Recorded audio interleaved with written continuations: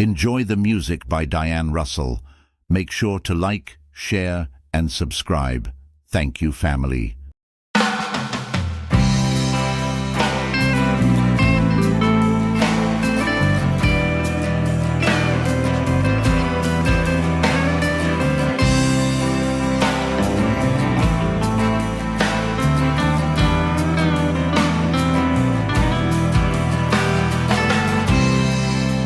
You shine like silver, and then look in your eyes.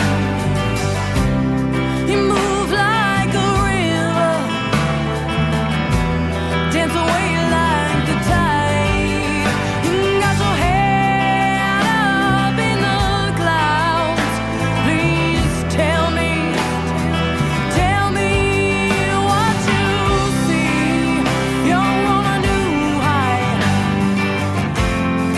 You're on a new high now. You're on a new high.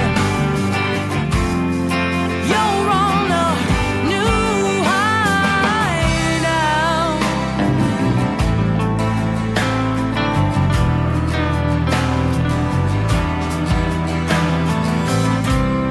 You're clearing your cobwebs and smashing your glass. You can't say a sentence that comes from the past when your mouth is dry. Can't say a word, but tell me what you've heard. You're on a new high.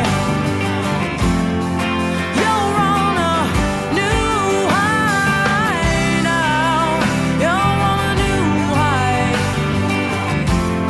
You're on a new high now.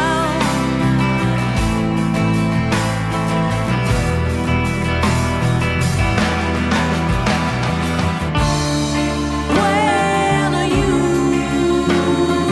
gonna come down?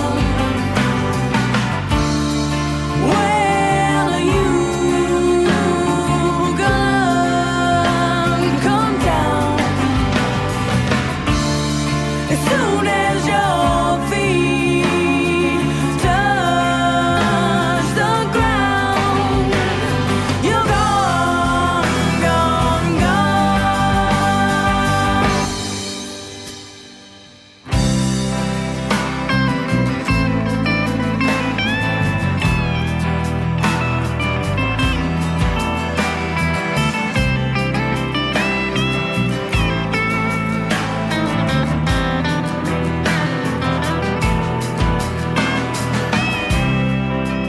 You shine like silver, and then look in your eyes. You move like a river, dance away like the tide. You got your head up in the clouds. Please tell me what you see. You're on a new high. You're on a new high now. You're on a new high. You're on a new high. You're on a new high. You're on a new high. You're on a new high. You're on a new high now.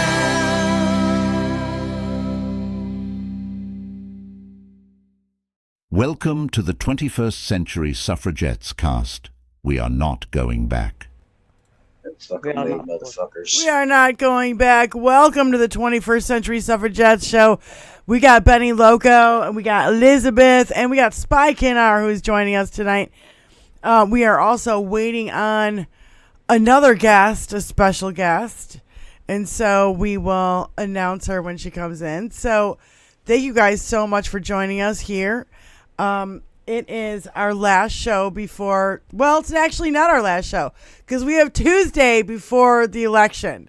So Tuesday during the election, we'll be like going crazy. Can we hear Wait a everybody? minute, I'm already crazy. It says so right in my name. No, we got to make sure that everybody knows all the rules too about campaigning near and around your polling stations. You're not supposed to. I think in some states it's within 100 feet, and other states it's within 50 feet. Make sure you remove all your gear and stuff so you don't get hassled at the ballot box. Yeah, don't be like the maggot from South Carolina who threw a temper tantrum and attacked the poll workers, please. Yes. Or the woman who took off her shirt and voted in Oh my her God. bra. She voted in. Are you fucking kidding me, lady? I'm just saying. And all Trump they had derangement syndrome much? yeah, syndrome much. All right, here we go. Ladies and gentlemen, we have a special guest from the Democratic Republic of Congo. We have Michelle Smith joining us. Michelle, thank you so much. I don't know if she can hear us yet. Michelle from the Democratic Republic of Congo, thank you so much for joining us. We are Hey, how are you guys? We're so happy to hear from you. It's been a minute. Sorry. I know. For those of you who Hi don't and know, hi, Michelle. Hi. For those of you who do not know, this is Michelle Smith. She's from here, but she is living and working in the Democratic Republic of Congo. And, we hear all the time Donald Trump going, oh, yeah, they're emptying their prisons and all this jazz. And so Michelle is from a red state that may actually turn blue. Oh, I know. I am hoping. Everybody that I know in Florida that did vote Republican in the past is voting for Kamala this election. Just so you know, because I've been on all their asses for about a year now. And good news, while traveling over to the hospital, I got a hold of 2 people, only 2. I pressed about 10, but I got 2 more people to register to vote for Kamala. There you go. So that brings my total up to 207 people since March. Congratulations, Benny Good for Loco. you, Michelle, honey. did you vote? Did you vote absentee? Yes. Well, it is an absentee ballot, but it's a different classification because it's an American living overseas, and so it's guaranteed to be counted. Because generally, absentee ballots are only counted if there's a small enough margin of error, and so. But when you live overseas, you register with the State Department, and then your absentee ballot is counted as one that's from an American living overseas. But it took a lot. So I had to email in to get my ballot, print it, then fill it out, make a whole bunch of copies of ID, passport, visas, put all of that in a package, and then get it over to Rwanda, to our embassy. So I had to cross a border and get this over there. The good news is that there are a lot of Americans that live here, and so there was it was organized. It was an organized event where we brought our ballots, had a whole bunch of drinks, handed them over. It got put into a UN special envoy envelope and then carried over to the embassy. And so I've already checked on mine. Mine has been received and counted. So there is excellent. That is a blue vote for Kamala in the state of Florida. That's so great. That's so great. That's brilliant. Listen, and people complain about standing online. Are you kidding me? That's quite a thing to go through to get your ballot in. Right? Yeah, it is. It's a lot. It takes a lot of effort here. Thank you. Anyone who votes from overseas, it takes a lot of effort. And but when you live in a country that actually does have stolen elections, Right. then as someone that lives in a country that elections here actually are corrupt and they are stolen, it's important for me to express my rights as an American by voting and showing Congolese that is an important part of my life, and it's an important part of my life here. That it will have a direct effect on my life here. Yeah. Life and death effects in some cases.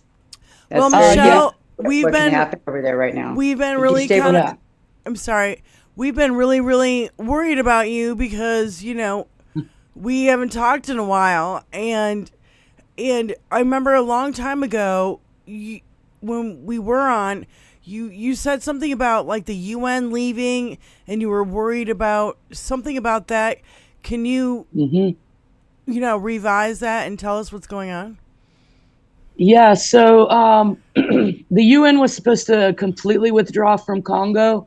They withdrew from South Kivu, which is the province right south of us. But because of the war that is occurring currently here, there's actually two main wars in our province in North Kivu. The Congolese government requested that the UN not withdraw.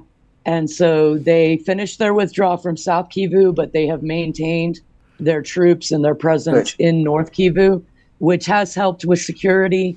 And that also is, the UN is the source of intelligence in these wars.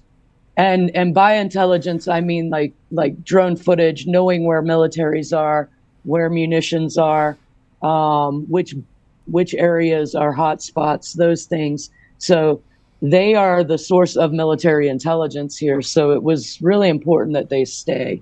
Right. And it also meant that a lot of my friends stayed because I'm friends with a lot of these people. So I was not looking forward to losing, a lot of friends through this process. Okay. And ironically, some people that left during the initial withdrawal, they've now returned to Goma in a different position with the UN. So it's kind of great. Okay, so that's kind of good news. Yeah, that's the good news. Also, there has been a ceasefire for quite a few months.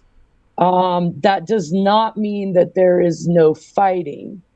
Ceasefire just means that it's not super active war zone, but there are still villages and skirmishes and situations, things like that. But the city I'm in, Goma, we are not at such a threat from the rebel groups as we were just a few months ago. Right. So it is a little bit calmer here. So I heard you had a hard time getting to your Halloween party. What's that? I heard you had a hard time getting to your Halloween party. Yeah, they're doing police blockades and searching cars and looking at documents, and I got caught up in a what we call a police barrage, a roadblock, and there was a car in front of me acting stupid. I thought I might get shot by the police and soldiers because he was acting stupid and was in front of me. But after an hour and a half of sitting in traffic, I finally got through. They were really not all that interested in me. I wasn't transporting anyone. There was nobody in my car. As soon as I realized what it was, in the beginning, I thought it was just really bad traffic. So I was trying to take all these side roads and avoid. And then there came a realization where I was like, oh, wait, I think this might be police blockades. And about the time I was having that realization, I started getting security messages saying that they were doing roadblocks. So I finally I got in the queue. and just waited. So I have a put my question. windows down. Were you dressed got up? my documents ready. Were you dressed up? No. We did at these what we do at these Halloween parties is mostly like face makeup, and so when you get to the Halloween party, there's somebody there doing face makeup because we don't really have costumes here. Right. Yeah. Okay. Okay. So. I was just going to say getting through a checkpoint with grease paint all over your face can't be easy. Yeah, no. So I have another Honest, question. it's me. I have another question But real quick. it was a really fun Halloween party, and we were there until 3-4 o'clock in the morning. Oh, so there you go. yeah. There you go. So I do have another question because Donald Trump keeps bringing up the Congo, and Hal Sparks, I know you don't know who probably he is, but he keeps... No, I do. Okay. I follow Hal Sparks. Oh, good. He keeps bringing up the fact that there's something going on, not with the Democratic Republic of Congo, but the other The Congo. Republic of Congo. Yeah, there's Yes. two. Yeah. And he keeps bringing up the fact that there's something going on, a deal with the leader and the daughter. Do you know anything about this? Yeah, so I know very little about it because there's actually been very little news about this coming out. But there's some kind of deal that they're making. And there's actually been an investigation launched into the president now by his own government in Congo. This is the Republic of Congo, not the one I'm in. Right. And so, it's been really, really hard to get news, though. You are in an area where you don't really have a lot of free press, so you don't see a lot of news. There's been a couple of us that have talked about it here, but that I'm not even sure of everything around it, so I don't want to speak on it too much. But what I would say is that Trump teaming up with Elon is terrifying to us here in the Democratic Republic of Congo, because our war is about the minerals Elon wants. And the last time Trump was in office, almost immediately, he cut UN funding by 18%, which that is a huge amount to take out of your budget. You're talking about the world's longest and largest UN military operation in the world here in Congo, and they cut 18% from the budget. And that directly led to the deaths of some of my friends that did not have proper security going out to investigate war crimes. Gutierrez. And, it's been hitting the hot seat from the UN. The former, yeah. Secretary.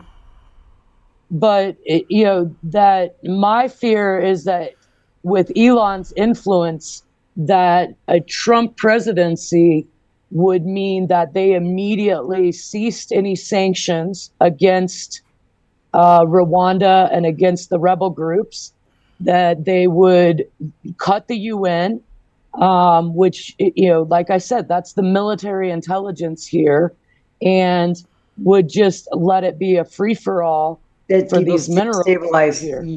It will destabilize the nation, and it gives Russia all kinds. Russia's behind most of the destabilization in the world, and there's China and is complicit, if not actively doing so. Iran is helping. It really is a geopolitical mess, and it's a global. It really is World War III, honestly, in my mind, my personal thing. But that's just my opinion. I'm not stating that as fact, YouTube, by the way. That's just...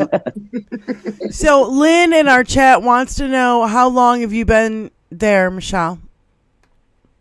Now we're looking at 8.5 years of living in Congo. So, yeah, long time. Long enough to learn the language, learn the culture, and to kind of have a grasp on what politically occurs here, and how Congo is such a pawn in national corporations and understanding how we get very little attention and yet are one of the most important countries in the world. Yes. Because of your I natural sing- sing a song? resources. Go ahead. Can Go ahead, I Benny. sing a song? Absolutely. In the Congo, the mighty Congo, the fish shall teach us tonight. Okay, I'm done. So, just Yeah, so you know, really Benny- though, it is Africa is so full, mineral rich, so politically unstable, and it is so right now on the target for these enormous interests, these big money interests, these oligarchs, especially the Russian oligarchs right now, because they're trying to deflect from Ukraine. Yeah. So this is a giant sticker. I'm sorry to interrupt, Wizzy. This is a giant sticker. 21st Century Suffragettes that Tony Go made. back. That Go Tony back. made for the back. Back of up a little, Benny's up, cup. Yeah, go for up, it. up. Go back. There you go. There it is. There it is. Woohoo. It's I love the big like lettering. my back window. I love the lettering. The what is that called with the F's or S's or whatever? Serifs. Yeah. Serifs. So anyway, I didn't mean to interrupt, but I just wanted to. Benny, we've been thinking about you. We're getting all the stickers ready. So if I anybody am wants so stickers, jazzed about that. No, you just let us know at 21st Century Suffragettes at gmail.com. Michelle, thank you so much again for joining us again because we've missed you. And that was leading. And thank you for giving us, a heads up on what's going on over there. And we know Elon Musk is a mess over here. He's got government contracts. He is, the Tesla, what is it, Starlink. Starlink is the important one. Yes. Yeah. Internationally, Starlink is what you actually should be paying more attention to than Tesla. Tesla is nothing other than their need for all these minerals that we have here. Yeah, they messed with Ukraine on that with the Starlink. They messed with Ukraine hard on that. He didn't. Well, it's something that's dangled out to countries for, we'll come in and do Starlink. But what is the exchange? Because most of the countries that he's trying to hook up to Starlink, they do trade outs. They don't do payments. So, it is one of those, like, would I like to have better internet here? Absolutely. Do I want it to be Starlink? No, absolutely not. Because it is, then he begins when you buy into Starlink, you are allowing him to have control over your country. So yeah, exactly. That's what happened with that. I have another question now with the crossing into Rwanda, the back and forth, and having to go through all that to vote. I'm wondering if how you're feeling about what's going on stateside. Are you? Yeah. Well, what are your thoughts? I will tell you that where I live, the whole world is here. So, like I said, this is the largest, longest UN mission. It is also one of the largest humanitarian missions in the world. So we have people from every country here. There are people here in the humanitarian sector. There are people here in military sector. People here that are in the business sector. The whole world is on the U.S. for the next few days. All right. And the whole world wants to know what's going to happen. They are worried. They are worried. I am worried. And they're not, they are terrified, and rightfully so, of Trump possibly winning. They are terrified of that idea. Tell them, don't be scared, darling. The women back at home got this shit. We're pissed. Oh my God, the women, the turnout, it's like 56 to 44% women voting And Yeah. that includes Republican Over women. men. And so, I think Roe has a major, effect on all of this. Women are fucking pissed. You flip the bitch switch on us and we ain't going back. So, Right. so just a real quick, because people they don't know who we are. So I'm Diane Russell. Benny Loco, raise your hand. Spy Kinar, raise your hand. And Elizabeth, raise your hand. And then Michelle Smith, raise your hand. Apparently, it's not the same in everybody. And I don't have everybody's names up, whatever. So, I just want everybody to know who everybody is. And so people who are arriving late. And Friday morning, we woke up to Donald Trump saying, threatening Liz Cheney's life and saying that he wants her in front of 9 barrels. And it's been Pointing at her face. pointing at her face. And that's a firing squad for anybody who doesn't know. It's just been horrific ever since. It's been horrific ever since he got here. But let's just okay. Can we just say that ever since the Madison Square Garden thing, it seems to have escalated on. I mean, can anybody else want to say anything about that?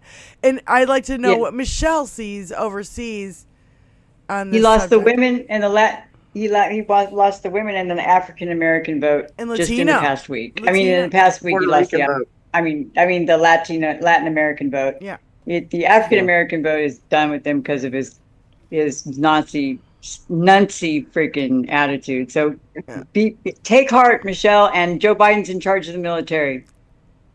Okay. Michelle, I wonder what you hear over there. Well, okay, so the Haitian comment definitely made it over here. Oh, I bet. There you go. Like the general population. Okay, and this is in an area. Oh, she froze. Uh-oh. Okay. While we're waiting She's for her in to an come back. area- All right. Yeah. Michelle, you froze for a second. Can you please say that over? She's still frozen. Oh, shit. While we're waiting for her to come back, can I just point out Yeah, that go ahead. 70 million Americans have voted early? 70 million. Yep. Oh my Okay, God. I'm Good back. job, guys. Okay, I'm back. there you are. So what I was saying is that that because of all the desperation and war and poverty here, that Desperation, poverty, and war. And then it stops again. Damn it. They're terrified. They're that terrified. it has not been unheard. You have someone flippantly make a comment like that about a group of people, not understanding that that is generally not a choice. It is where you have been pushed to a level of poverty that you will eat anything. It's offensive. It's offensive to people here to hear him make it sound like it's something that you would routinely do, or that you would do to spite your neighbors, or that you would, because those are not extremes that people go to unless they are absolutely desperate for Starving. food. Starving. Yeah, they have to be starving to do that. Why do you think? And Why do you so, think they ate bats in China? And yeah, I mean, it's one of those where I'm like, there's so much context in other countries that goes around a statement like that, that I think a lot of people saw it as offensive, but also really out of touch with the reality of why would someone do that. Right. And not understanding that most cultures around the world, it is not acceptable to eat a cat or a dog. However, when you are starving. And and I'm talking starving, no food, no supplies, no crops, no way to survive, then you eat what is around you. And so, that statement by Donald Trump, it definitely made it here. I had Congolese asking me why he was talking about people eating cats and dogs, and why is that happening in America? Because in their context, they're wondering why Americans are starving to death. Right. Because why else would you eat a cat or a dog? And look at me, I'm starving. I can't even move. Right. So it's one of those that definitely made it over here. And what the only thing I will say off of that statement by Trump, though, that there are hundreds of thousands of Haitian voters in Pennsylvania, in Florida, in Michigan, in states that matter. Same thing with the Puerto Ricans who we insulted. Yeah, they heard that statement, and then you add on top of that the Puerto Ricans, and so I'm hoping just the Puerto Rican and Haitian vote alone in Florida will turn it blue. Yeah, that could very well be. Go ahead, Elizabeth. And the women and cannabis. Yeah, I don't see how Florida doesn't turn blue. I really don't. I lived there for 25 years. I know a lot of people down in Florida, and from the northern of the state to the south of the state. And there's a lot of things on the ballot that make sense to them. Let's just say. Would be interesting is if Iowa turned blue. Ooh, those numbers are that may just happen. We're getting signs that Iowa, one of the reddest states ever been read for. I mean, okay. I mean, I don't want to get too happy. All right. I mean, I think Kamala's going to win, but I don't want to get too happy. People still need to vote. So please vote and vote for Kamala and vote blue, because we can't have tyrants. Petty tyrants, as Kamala called them. Yeah. A petty little tyrant telling us what we can do with our lives. Wait a minute. If you see somebody who looks like they haven't voted yet, ask them, did you vote yet? Yeah. Just ask them. Don't be afraid. Yeah. Okay, here we go. I want to show this video. I know it's gone viral, but,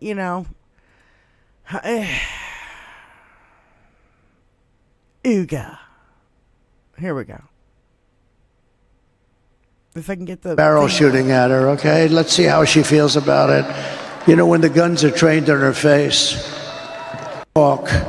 Let's put her with a rifle standing there with 9 barrels shooting at her, okay? Let's see how she feels about it. When the guns are trained on her face. Walk. First of all, he said that in Arizona. Now they are calling it a threat, and now they are saying that it breaks his bail. It broke his bail. So he can't. So the day after the election, he's getting arrested. Well, that's what I'm saying, you guys. He keeps pushing it. He keeps pushing it. Or the day of. The Arizona state said that is actually a crime, and you can add that to the list of crimes he's committed since he's been convicted.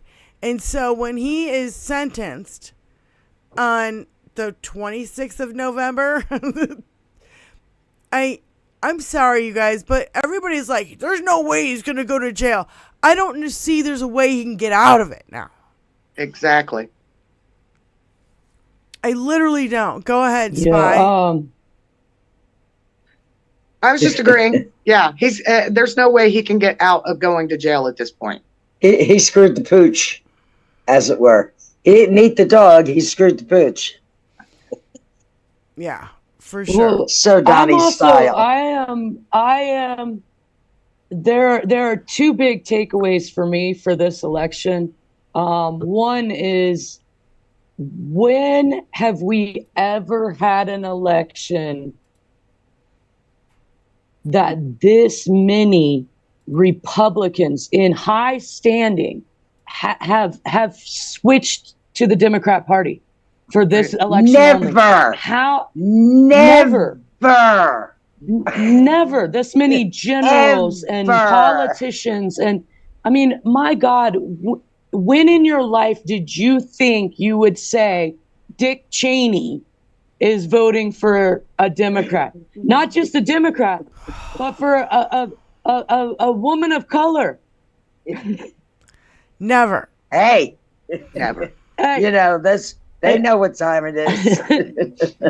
But then my other takeaway on this is that I feel like this is such a historic election for Kamala, and that for everything, because it's Trump, we're losing that energy and that excitement that we had with Obama. I have to beg to differ with you, my darling, because the excitement is fucking palatable. Yeah. So much so that it's stuck on my tongue right now. Okay. No, Michelle, I see video after video after video of people coming out of voting, and they're saying it was all women in line. And I've never seen lines in this podunk little town in fucking Oklahoma or Texas, or you know what I mean? Like the women are coming out in droves, and the media's not. They're not. You can't even talk about. They're not covering it. They're not covering it. Yeah. Did you see anything about the villages having Kamala parades and Yes. Right? Yeah. The villages finally read Project 2025. Yeah. And realized what was at risk. Yeah. So with Thank their God. Social Security and their Medicare, because that is the villages is part of the reason that Florida is so Republican now. Is so many retirees moved there from other states that were registered Republicans. And so, we've been seeing rallies go on. I remember when Florida was blue. But me too. But what I'm talking about is the narrative. That this narrative has been like narrative from her that Obama got to have about, being the first black president. And that I feel that, in a way, because it's Trump and he insists on having all the attention all the time, and he's such an idiot and says such stupid things all the time, that there is a portion of it that I feel like he's robbing her of her moment in a way, is what I'm saying. Not that there's not energy, not that there's not excitement, but that he is doing everything in his power to yet again not allow a woman to he's trying to steal something from a woman again, is what I'm trying to say. But listen, last time he stole something from a woman, that was a white woman named Hillary Clinton, who a lot of people had a bad taste in their mouth for, and I don't give a fuck for what it was. I chose Hillary over that cocksucker. They bashed her for 30 years. Who that cocksucker was. And they bashed her for 30 years. Yeah. So, it's like they don't have anything on Kamala. What? She didn't work at McDonald's? Yeah, Michelle.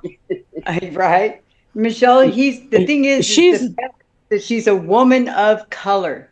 The one person he sees as the weakest person on the earth, really, is now his biggest threat. It's now the biggest threat to him, and it is driving him batshit. It is making him, he is digging himself. He's losing it so hard. He's about to hit himself over the head with his own damn shovel. And he was giving the microphone a blowjob. I don't know how he's going to hurt himself further. You know what I mean? Oh. He's really blowing it. Yeah. Yes, literally. Yeah. Yeah, the microphone even. Literally and figuratively. I mean, we don't have to hear it. I'll just share the screen.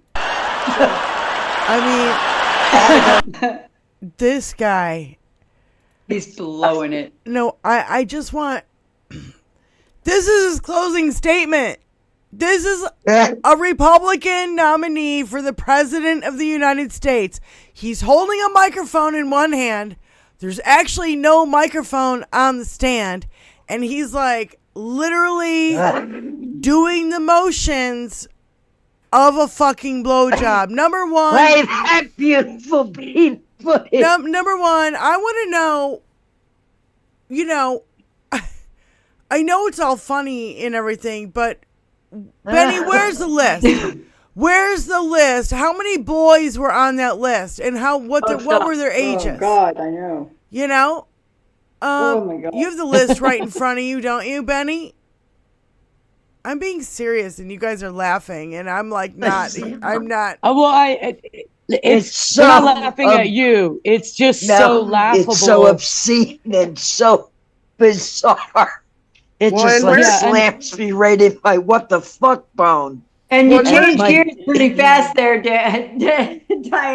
I mean, I was laughing at the whole blowjob thing, and then you brought up the little boys, and that just. And then it's like, you either laugh about it or you fucking cry. Yeah, because I mean, I choose to laugh about it because it's almost fucking over. Did Michelle see the list? Oh. Does anybody have the list? Show Michelle, do you have the list, Benny Loco? I've got it. I can all out. I can share it to Michelle. But to answer your question, Diane, there are 3 young boys on that list. Yeah. 3 young girls and 3 young boys. Yeah. Yeah. All paid hush money. All paid hush money. Just like the rest of his victims. All bought off. Because money buys everything, right? Yeah. That's an attitude, isn't it? Yep. First of all, I want to know, number one, how is that macho?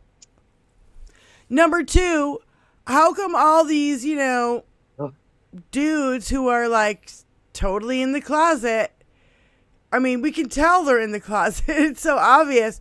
And then Donald Trump's got 3 boys on his list. How does he know how to... Oh, you've been doing that to fucking Putin? You were doing that to Epstein? Who are you doing that to? Because I'm sorry. What we just saw... And you want to talk about moms of liberty? Moms of liberty who throw a fit if there's like one little tiny sexual thing in a Judy Blume book? I mean, seriously, It's like they've become a mockery of themselves. They're not holding their shit together. The forehead slaps that the fucking campaign that Donald Trump is doing behind the scenes must be like their foreheads must be beat red by now. I believe for a long time it was a global child trafficking ring, Michelle. It is. Yes. It is the deep state. Putin and Trump. Yep.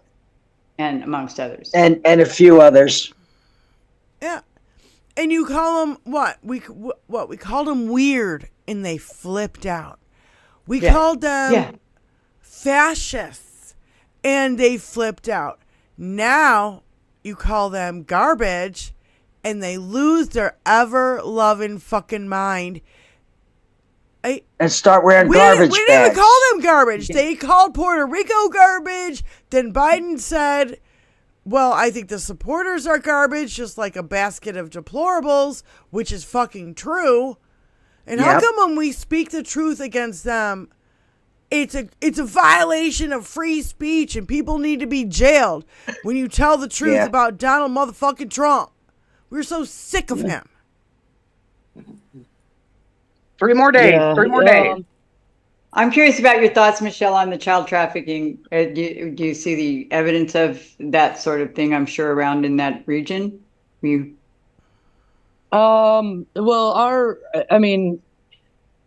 What goes on here is the trafficking for children here is for use of child soldiers. Yeah. And so it's a very different situation here.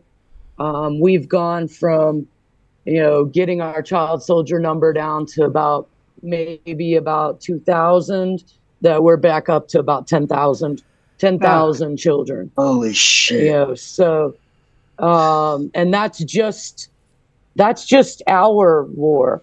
In my province, there are actually 2 wars going on. There's 2 of them. So, and I'm referring to one of the wars that there's probably about 10,000 child soldiers at this point. I don't really want to speak into that because I have a lot of opinions about. To me, child trafficking is so much more than what a lot of people define it as. Sure. I see the international adoption system is Yes. in many ways child trafficking. You also have organ harvesting that goes on around the world. So there's a lot that goes into it, and I just try to focus on the one aspect of it, which is the child soldiers, because that is part of my job, is rehabilitation of former child soldiers. So, here you have to pick your battles.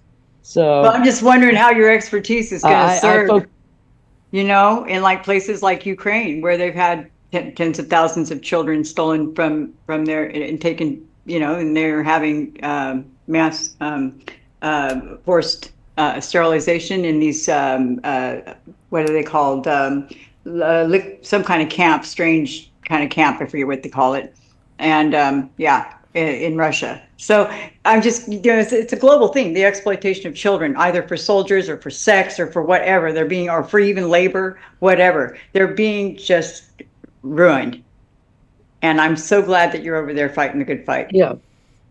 So thank you for that. Yeah. Yeah. I mean, that's to me, the most important jobs that you can do in life is to protect vulnerable populations. And that doesn't matter what, if that's working with animals, children, women, minorities, and it doesn't necessarily mean that's your occupation, but that those are the things you're passionate about. And so, in general, vulnerable populations are especially children for me that is my passion to protect them, but it is also my job and occupation. So awesome. Right. Thank you for what you do. Yes, thank you so much.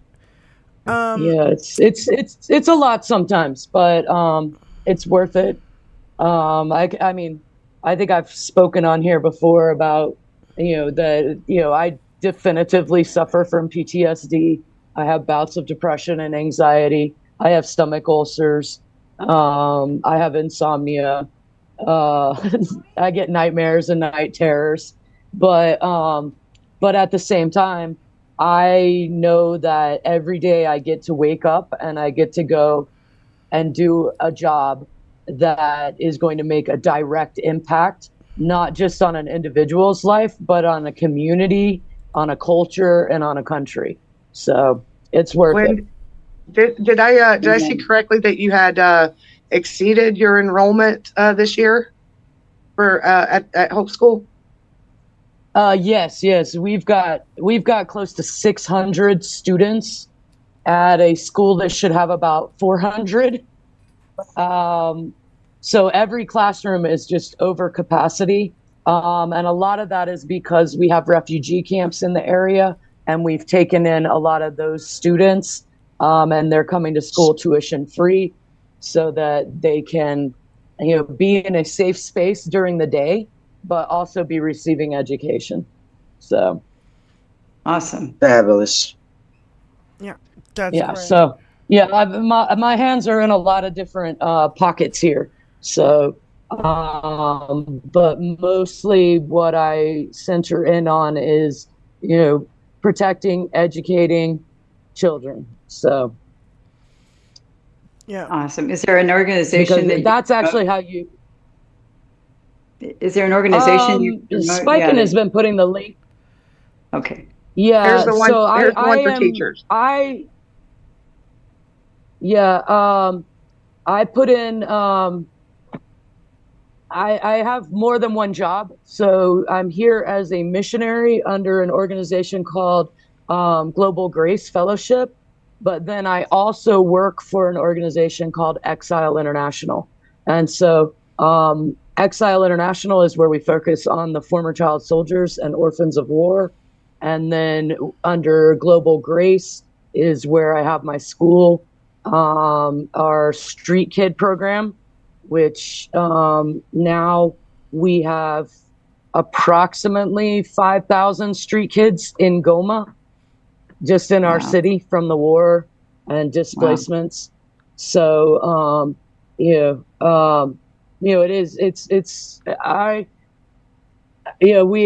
I have job security here. Let's just put it that way. That I have job security because this place is not a shithole, as someone has liked to talk about African countries, but it is a shit show. It is a shit show.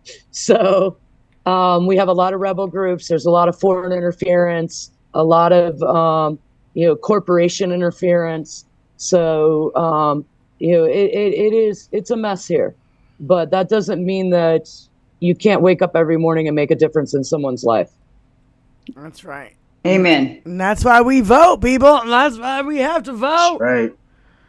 That's why we absolutely have to vote. Because we can't have an asshole like this who says shit like this about women in the White House again. I know it's a short, but I don't care. Listen to it. That, and he's totally retracted his statement, like weak people always do. They retract their statements. But he was hit by some of the strongest, not human beings, women. He was hit by the strongest people. That, and he's totally retracted his statement, like weak people always do. They retract their statements.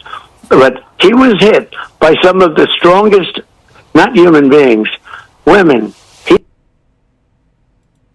Not human beings, women.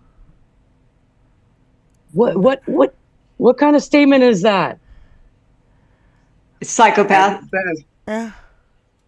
That's the 45th president of the United States, people. Yeah, and I work with one of my projects is also a sewing project to train women in how to sew so that they have a household income that isn't dependent upon a man. Okay, I don't know Providing why. independence. Yeah. I don't know why I can't get the show back. Hold on. There's the show, and then why can't I get it back? I can't get it back. What the fuck happened, people?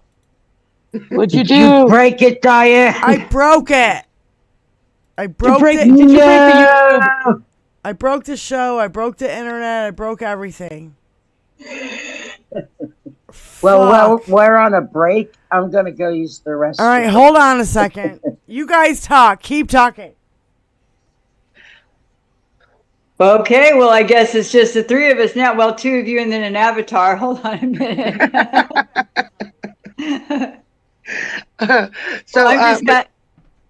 Go Spike, and you just go, girl. Well, I was just going to ask, so Michelle, are there any upcoming projects that you're currently fundraising for or working on? I know that your computer crapped out on you and you had to get a new one. I got it. Are there, is there anything you're currently working on? My computer finally, my 2011 Airbook finally decided it was done. It was done working here in Congo and had to be retired. So I did have to buy a new laptop here. But overall, what I'm fundraising for is we are overwhelmed at our Street Kid project. So that project, we have a daily feeding program, and we have more and more kids coming to that every day. But also we had a partnership with an organization to do our medical care for those street kids. and their grant for that is over. And so we have to wait for them to get another grant to go through if we are going to continue that partnership. So right now we are having to pay for all medical care ourselves, basically out of pocket. And then of course I'm always, we're always raising funds on the exile end too. We have a goal of intervention into 100,000 children's lives in the next 10 years. So which is a huge, it sounds like a huge number, but I just told you there's just in this current war, we have 10,000 potential child soldiers. My cat is now visiting. Hi, African kitty. kitty. Hi, Kitty. This is Katniss. Hi, Katniss. Can you back up just a bit? Yeah. They like those extreme close-ups, especially when it's their ass. I know. Are you going to... You should be in bed. Go back to bed. I think she's up wondering why I'm not in bed. So because I was in bed. So I went to bed at 10 o'clock and then set my alarm for 1:30 here so that I would be up. Aww. And so I think she's coming to find out, why am I not in bed? Yeah, what the hell's going on? Why do we have all these lights on? Why is mom talking? Why And are where's you her not food? in bed? Yeah, and where's what food? Well, Michelle. Well, what can I knock over? Yeah. How can I get her attention? Oh, yeah, I'll just step all over the computer. That'd be great. Yep. That's her way. She's the princess, though. So Yeah. she's now lurking behind us. So What a cutie. Well, I don't want to keep you up all night, Michelle. I mean, and I really appreciate you jumping in and giving us, a heads up and letting us know that you're okay, because we're kind of worried there for a minute. Yes. And then and giving us an update on, what's going on over there. And, your perspective from the news here. It's funny that, the Haitian thing went crazy over there. In the Puerto Rican thing probably slipped through too, but what about the attacks on women? Not so much, eh? No, that's not. It's very few things that get like. So when I say caught the attention, I'm talking about the national population, like Congolese. Yeah. Okay, so my international friends, it's very different because they are reading the news. They're keeping up with everything. They are worried about this election, especially the ones that work for UN or any of them that work for an American-based humanitarian organization. Because that's the other thing is Trump cut USAID. He cut funding into a lot of American organizations that that the world depends. Uh-oh. The world. Damn it. So the world. We need to get on that information out for her. That there those and is also a part of the global world. That when it builds a relationship between the population and the U.S. and Trump just doesn't understand that, and it's mostly because he just doesn't care about people. He does not care about people, not one bit. No, but he's doing Putin's bidding, and the more Putin can do to destabilize your region and other regions around the world, the better off for him and his friends. So it's all really kind of intertwined, and who's ever in the White House is going to have a direct effect on every other person on Earth, just about. Just sad. I think as Americans, we tend to forget how much our political landscape affects the rest of the world. That's right. Well, see, unfortunately, people haven't realized that we're all fucking connected. Yeah. We're all just one people living on one rock, and we should do better by each other. Period. Yeah. Yeah, no, and it would not take much effort in this world to alleviate a lot of the problems this world has. That's right. And That you're absolutely poverty, famines, starvation, those things, it would not actually take a lot of effort. Nope. But it takes people that actually care, and it takes world leaders that are invested in populations and in caring about the world and not just themselves.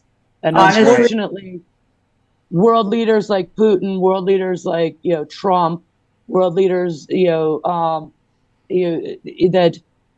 only focused on themselves and what they can get out of it, and they abuse their populations.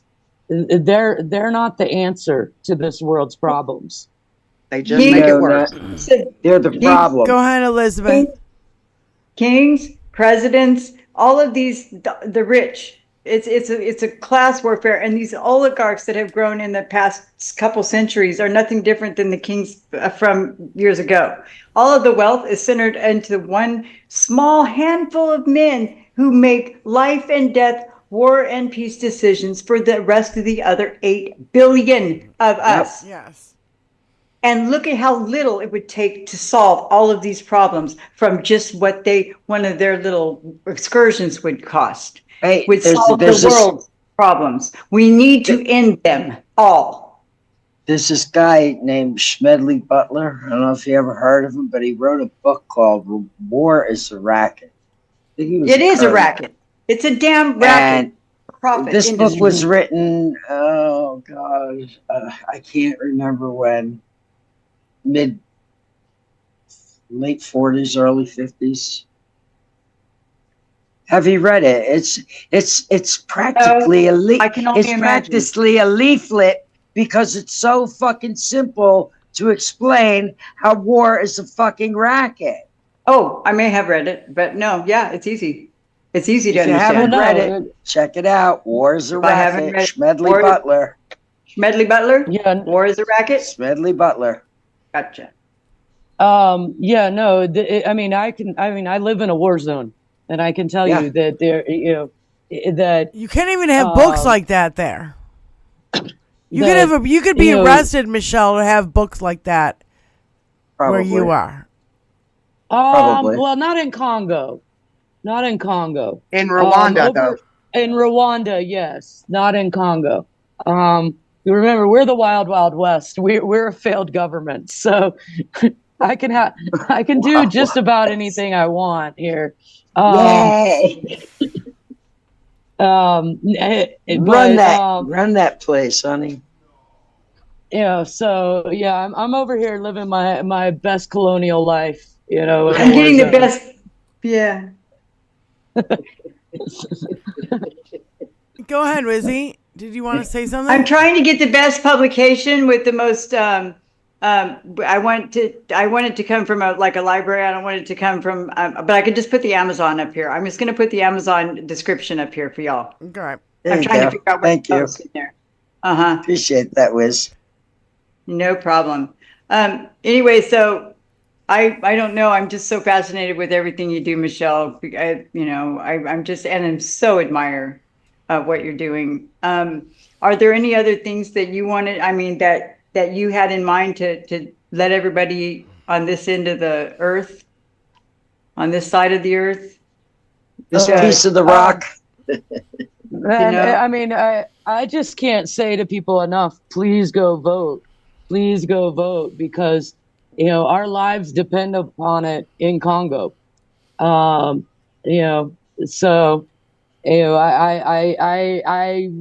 was, I've been terrified of, Trump since before he was even running for any kind of political office. But the team up with Elon Musk, that has me absolutely just horrified, petrified. We had there was a group of probably 10 countries represented the other night where we were having a discussion about just how terrifying that is, that he is now pushing, and Trump is such an idiot that he'll hand the reins over to somebody like Elon Musk. Oh yeah. Can I say something? He's already saying he's going to do that. Go ahead. Elon was in an interview where he said, if Trump doesn't win, I'm going to jail. Yep. That's what he said. So, Michelle, breathe a little easier, honey, because Trump's not winning. Well, I hope. I mean, I hope not. I mean, I didn't think he would win in 2016. Yeah, that's because a lot of people wouldn't vote for Hillary, which is a fucking travesty. But that was then, and this is now. Yeah. Yeah, I'm hoping that people recognize their mistake there. And that we also didn't have an insurrection in 2016. We didn't have all this fucking, all the things that have happened since then. Roe v. Wade being overturned. We didn't have those things.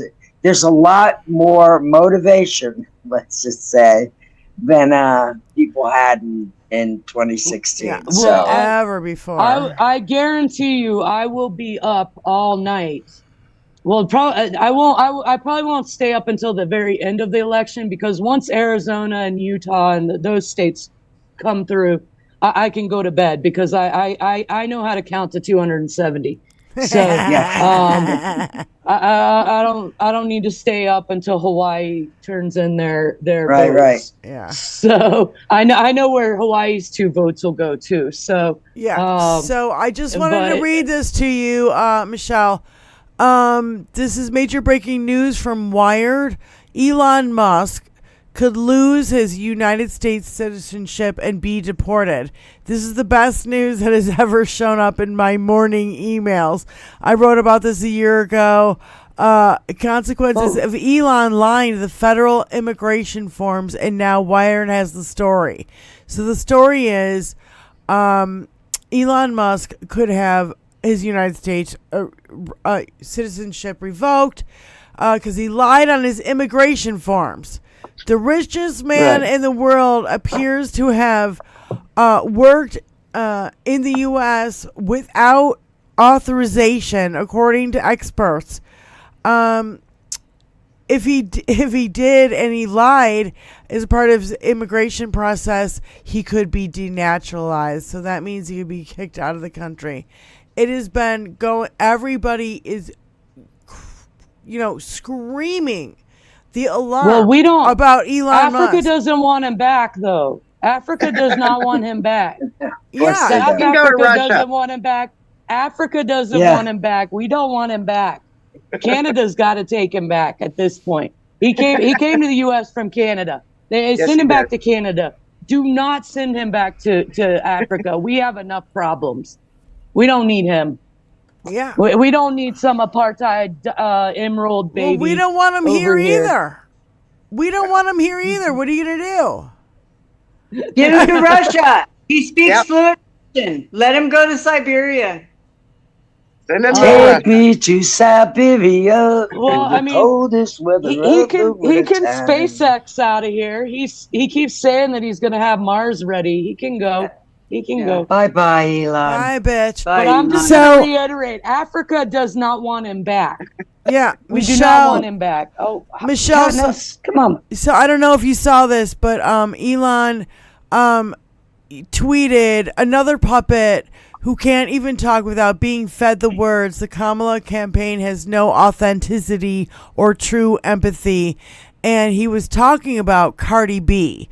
Now, you know who Cardi B is. She's a rapper, right? Yeah. And a musician, rapper, Yeah. And she spoke at a Harris campaign event. And she it was like, people were like, oh snap, just seeing that Cardi B stuffed Elon in a locker is an absolute savage. So Cardi B said, I'm not a puppet, Elon. I'm a daughter of 2 immigrants that had to work their ass off to provide for me. I'm a product of welfare.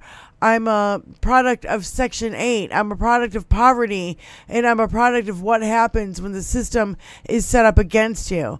But you don't know nothing about that.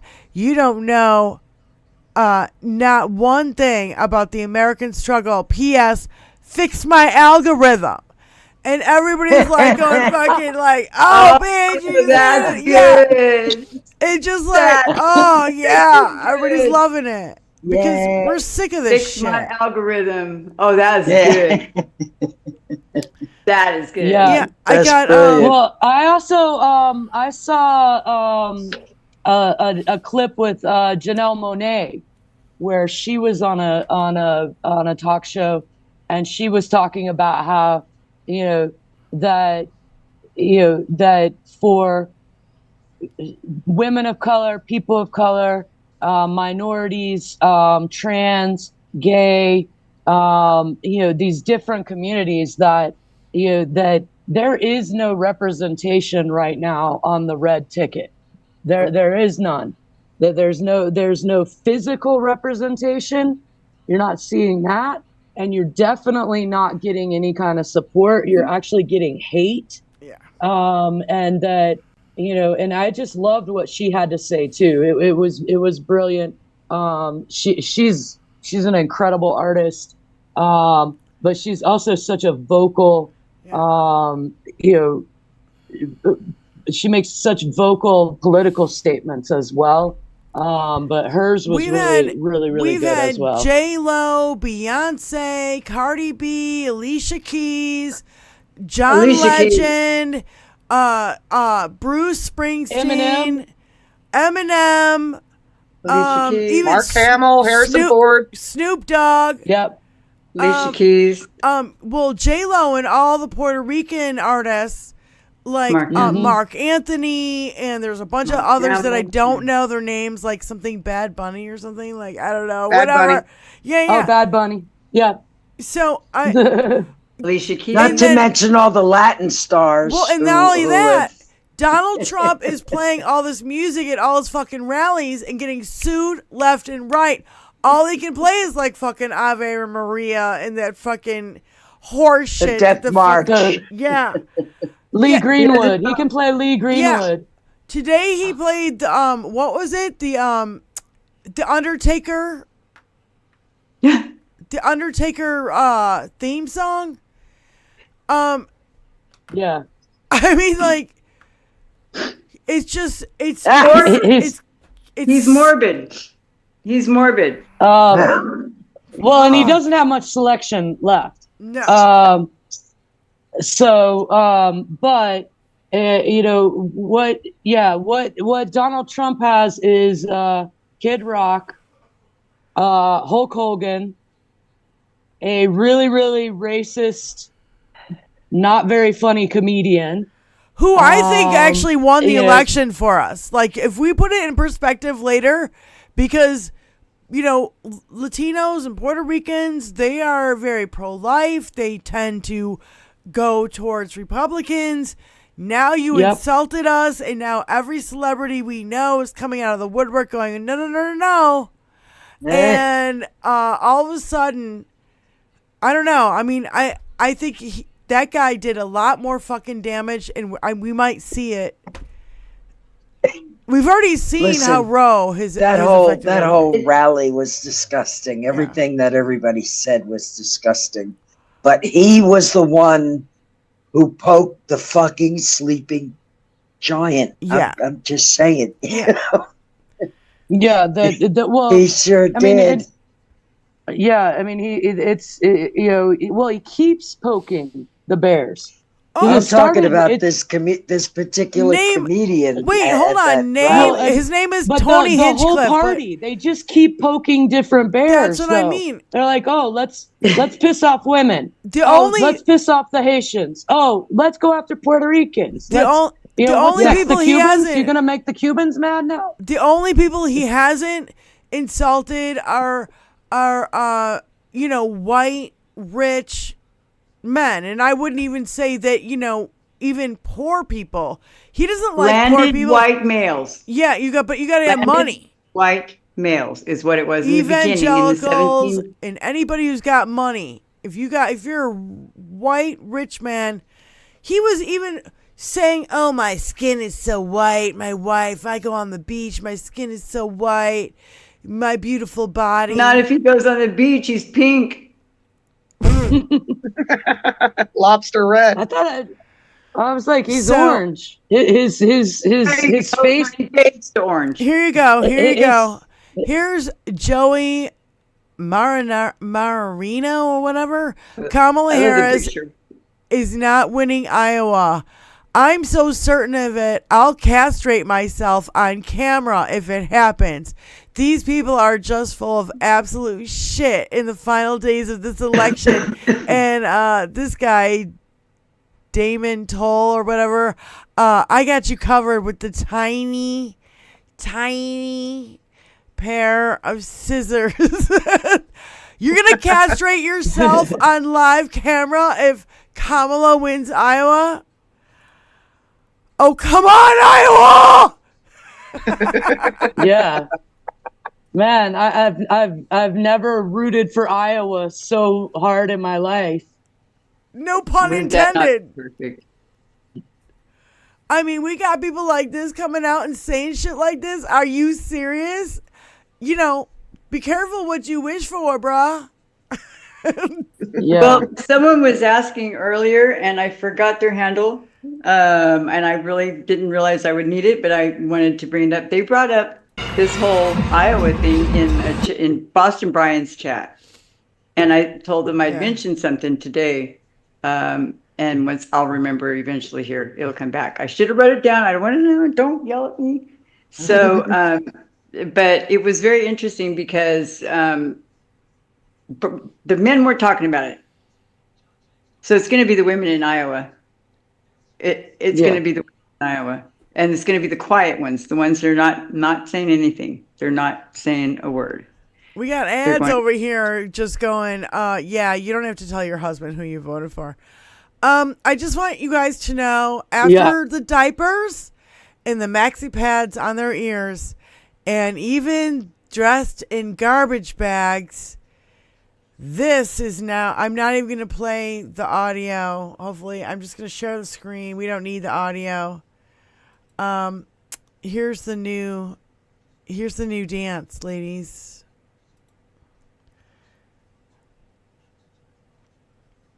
Here's the new dance. That's the new Trump dance. Wow, I bet Putin's enjoying that one. What? After all where did Michelle go? What happened? She's frozen.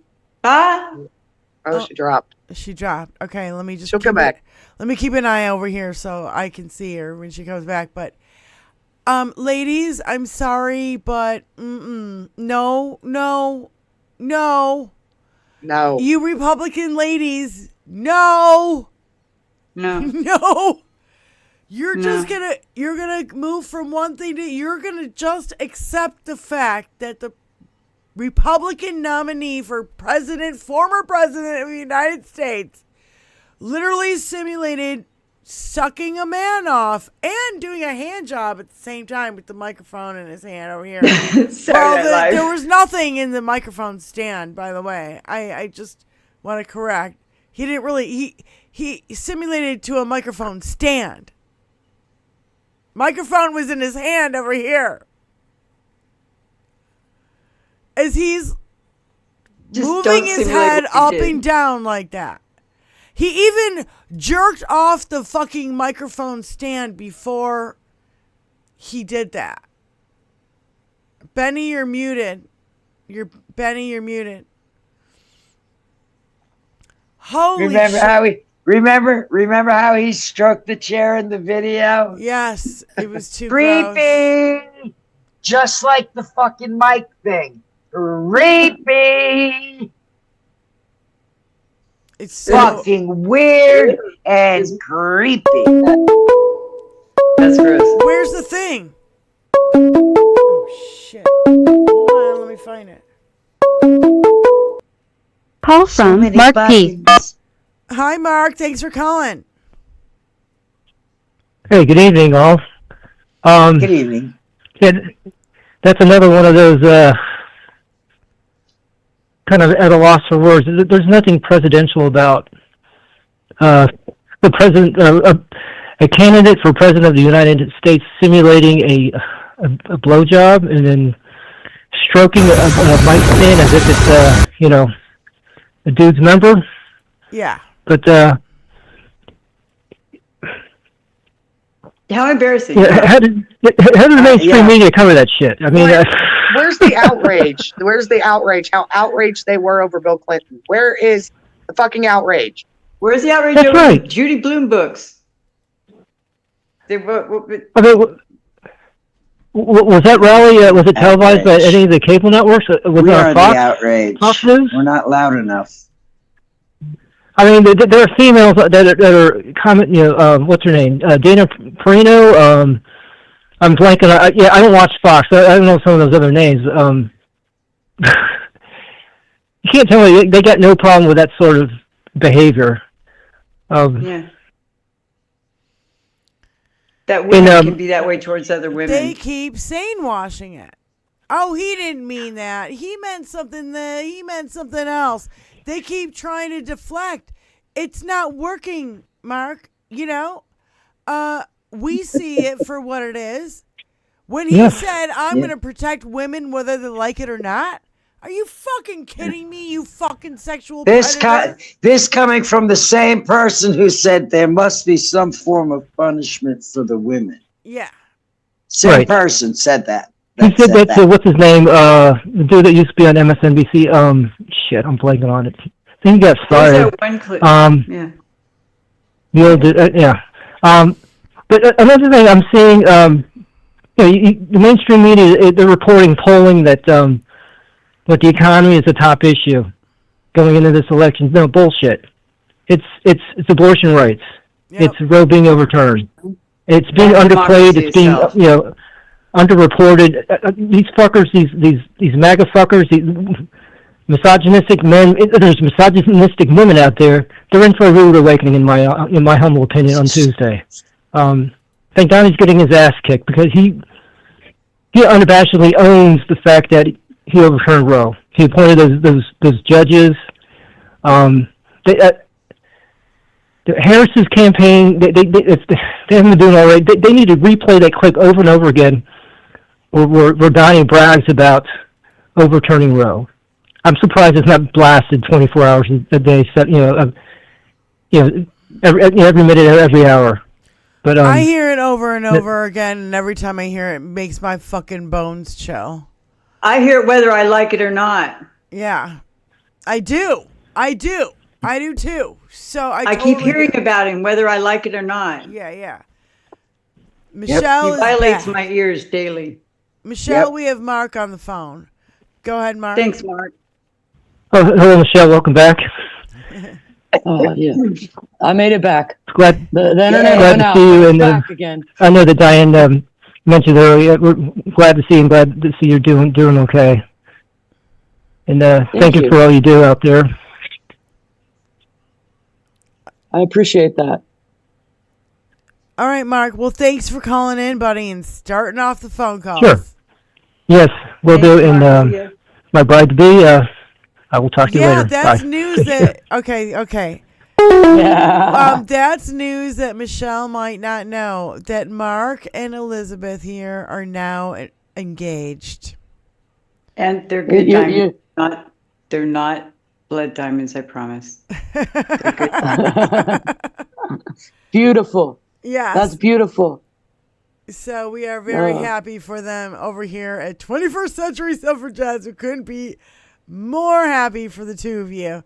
And it's just all good. It's good news. We need more love and less hate. Yeah? I thought that absolutely. Yes. And, I thought that was interesting. We went to go have the size, and they're very particular about making sure that the origin of the diamonds is legitimate. They're really, that gives me heart. But what I'm curious about is the minerals there and the things that are affecting your region, Michelle. What's the main? Well, we do have some gold and diamonds here, but the main minerals here are coltan, cobalt. Call from Super Safe. Yeah, lithium, things that go into batteries. Yeah. And so that's why I say that Elon Musk is a threat here, is that, you know, he wants those minerals that are here. Everybody wants those minerals that are here. And so just recently a UN report came out that the rebel group M23, they seized one area, just in one area of North Kivu. So just in our province, in one area, they are making $300,000 a month on that by smuggling it into Rwanda, and then Rwanda selling it as their mineral. And the population that was not able to evacuate and to get out are being used as slave labor to mine those minerals. And so that's just in one area. When you look at all the areas that they've seized, they're probably making $1 million a month. And then that's going over to Rwanda, who's probably selling it for $2 million a month. And that is less expensive than if it was mined legally and correctly, where that would cost about $3 million a month. Right. Michelle, we got Super Saint on the phone. Super Saint, thanks for calling in, honey. Hi. I'm glad that I was able to call in. I called last time when Michelle was on the phone and spoke about me giving National Geographic to my young nieces' children. And yes, and so I'm glad I get to speak to you again, Michelle. And hi, suffragettes and all in the cast.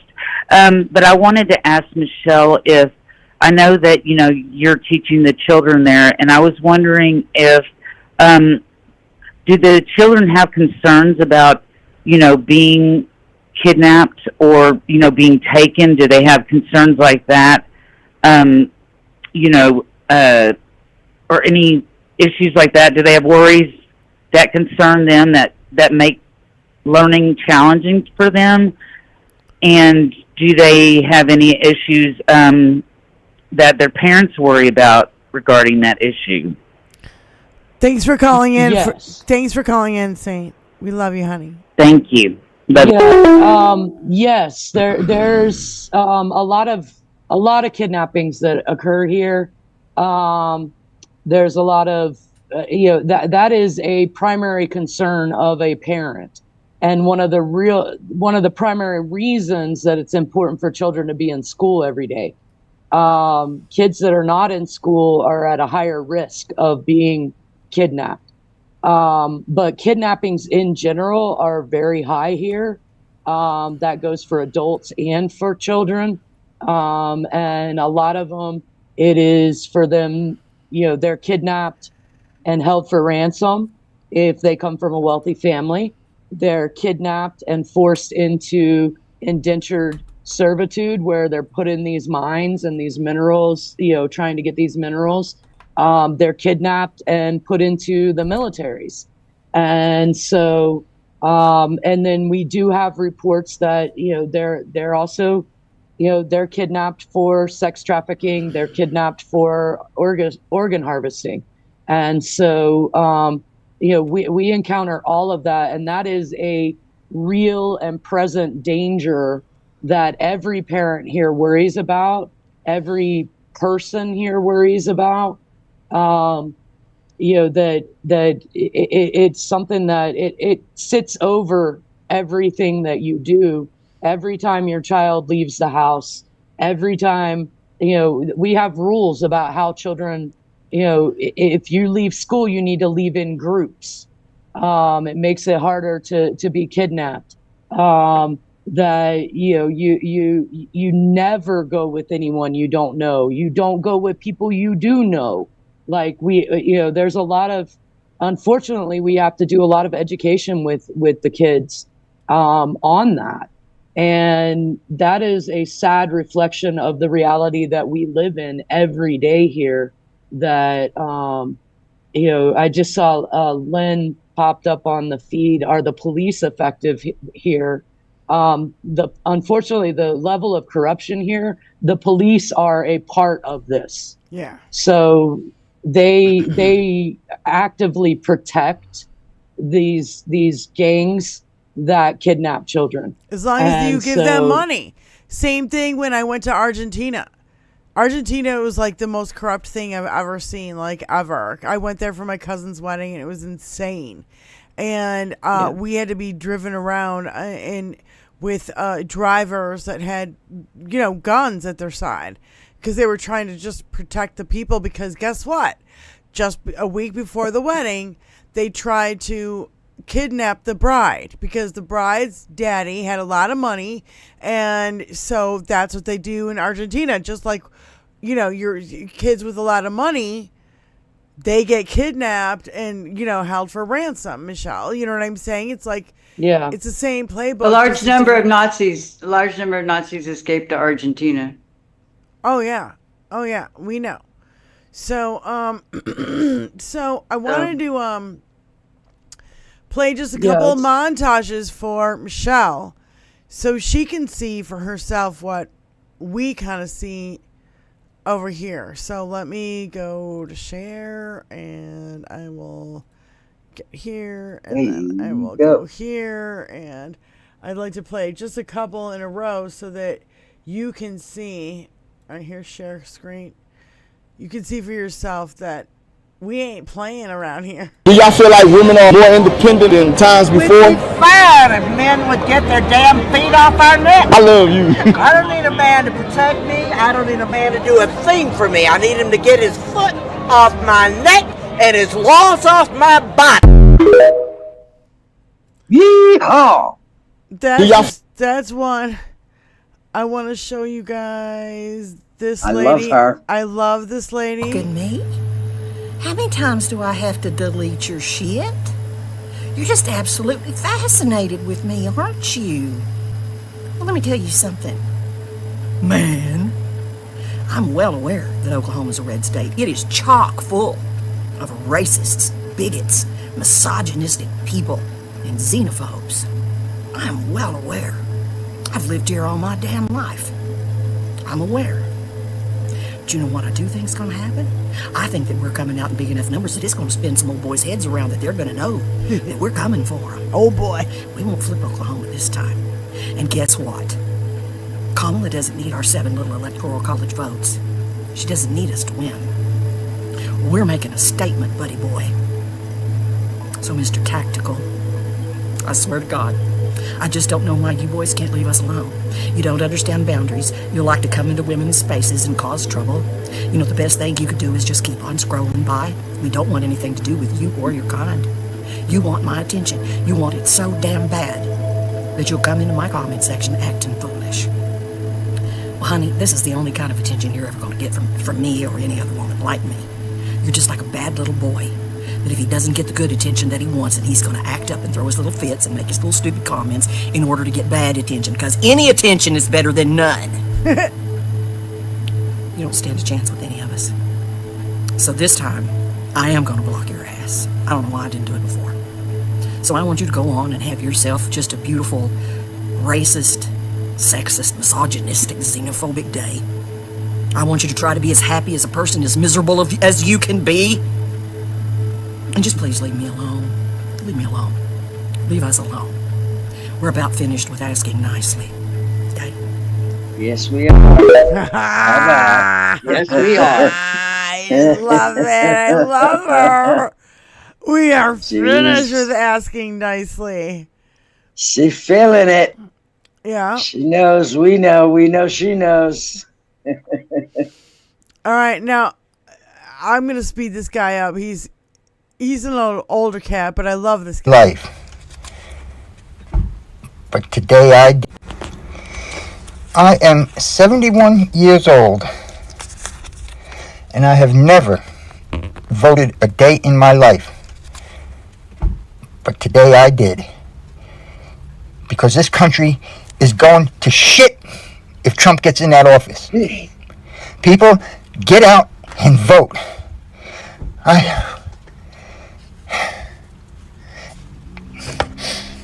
Kamala Harris has to occupy that White House. Because if she doesn't, I don't have the money to move. People, do the right thing. Trump has no fucking policies. He doesn't even have concepts. He just rambles on and does absolutely fucking nothing but divide this country. He disrespects everybody, calls people names. How can women vote for that asshole? The way he disrespects them. The border's secured under Trump. My ass is secured under Trump. People, do the right thing. Get out and vote.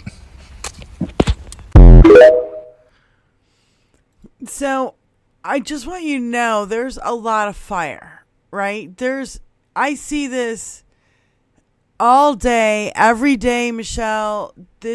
I see women crying. I just voted for the first time for the first, female president ever. And they're not even using the word black. They're just saying female. And they're like, we're going to win. And here's another lady. I'm sorry. I wanted to include this lady. I thought it was going to be far away, but it was actually close. Here's another one. I love her too. And she reminds me a little bit of Benny. There's a little Benny in there. Uh-oh. There's a little bit of Benny in there. And the men? A little bit of Benny in there.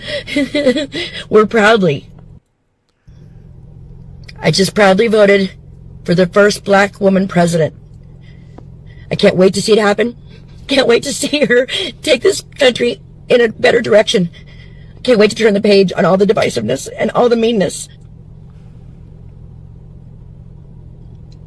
We're not going back. It was almost all women in line. And the men? We're proudly talking about their support. I'm in a small Oklahoma town. Long lines all week. Ooh. We're not going Ooh. Ooh. Look at her smile.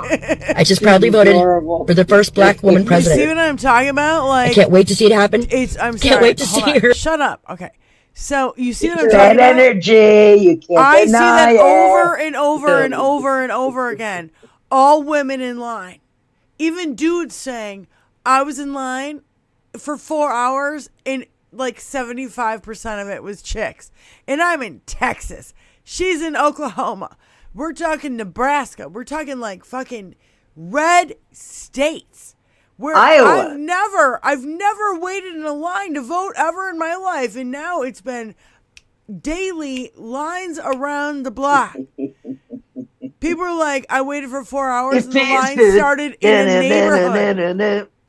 I'm just saying, so good. I just want you to know, yes, Americans are fired up. And we I can tell you, here in South Carolina, the early voting lines were longer than any voting lines I've ever seen, even day of voting lines. Right. We may not flip, but we're voting for her. Yeah, and the numbers are going to show. Kathy, you're on the phone. Thank you so much for calling in, love. Hi, Michelle. It is so good to hear from you, and we're glad that you're safe, and we're happy for all the work you're doing. And hello, my favorite suffragettes. We do not have long. It's 2 more days, and we're going to kick this orange shit turd to the curb. Yes! I just wanted to say, okay, first of all, and they say Twitter isn't a guide, but I cannot help but be fascinated by the fact that as I scroll through Twitter, all I have been seeing is selfies. Here I am canvassing with my friends.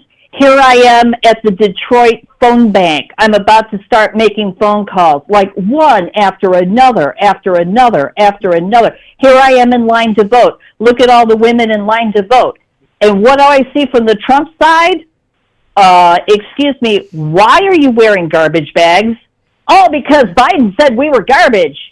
Okay, so how does wearing the garbage bag prove you're not garbage? Oh my God. Well, see, it says on my backside. Fits, wear it. I mean, this is what this is like the comparison I'm seeing. It's like here on Kamala's side, you have all this enthusiasm and joy, and everybody's voting. And there's even men who have been posting in tears about this vote, that they got very emotional about this vote because they're thinking of their mothers and their sisters and their wives and their daughters or their granddaughters. Yep. And, it's just so important to them. The other thing I wanted to quickly mention, I didn't know if you saw this or already mentioned it. There was some lady I didn't get her name, some Trump surrogate who actually got on a podium and said, you literally get 6 presidents. When you pick Trump, you get J.D. Vance, you get Bobby Kennedy, you get Tulsi Gabbard, you get Vivek Ramaswamy, and you get Elon Musk. I did not see that, and I don't want to see it. Nazis. You get Himmler. Did not see that coming. Jesus Christ. You get Goebbels. You get And I'm like, so you are that's saying it out really loud. scary regime. What was that, Michelle? Say that again, Michelle. I said that sounds like a regime. Right. Uh-huh. And they're saying it out loud. Oh, yeah. Proudly saying it out loud. Somebody just got on the stage and told you, here's who's going to run the country. It's insane. It's not on our watch. It's not a secret. Yeah, none of we have anything to say about it. Kathy, thank you so much for calling in. Love you, babe. Oh, love all of you too. Hang in there. It's almost, I swear to God, I'm on my knees praying, but I swear if you're seeing all the same things I'm seeing, it's like, I think we've got this. So when we fight, we win. Everybody take care and hang in there. Yep. Yes. Thank you. Kathy. Thank you, honey. This is that energy that I've been talking about. And now it's manifesting in physical form. Right. But I've been feeling this energy coming for a long time. I felt the women get simultaneously slapped across the face in this country. I felt that shit when this happened. It's like static. Yeah. And I knew right then and there that was it. It's on like Donkey Kong, and the women are coming out in droves. And thank you to all the suffragettes out there. You suffragettes with your testicles instead of chesticles. Thank you all. We're getting a call from somebody I don't know yet. Somebody we don't know yet. Call from P-Dubs. Oh, P-Dubs. Hey, Hi, P-Dub. Hey, P-Dubs. Iowa here. Iowa. We're very thrilled about the poll. I was ecstatic, and they're saying that it's women over 65 that are driving this. That's my dog, Mala. Yep. And I went to the grocery store today and ran into this woman that used to tend bars some 30 years ago at a place where I was on the pool league. And I asked her if she voted, and she said yes, but she voted for Trump. She said, I get most of my news from Q. Remember Q? Yeah. It was almost all I could do not to roll my eyes right in her face. But she's just one woman. I would have laughed. I couldn't have not stopped it. It would have come Oh my out. God. Sorry. Q. Anyway, I kept talking to her, and she kept agreeing with the things I was saying. And I looked at her and I said, you're agreeing with everything I'm saying about abortion and just everything. Why the hell did you vote for Trump? Well, I'm tired of the chaos, she said.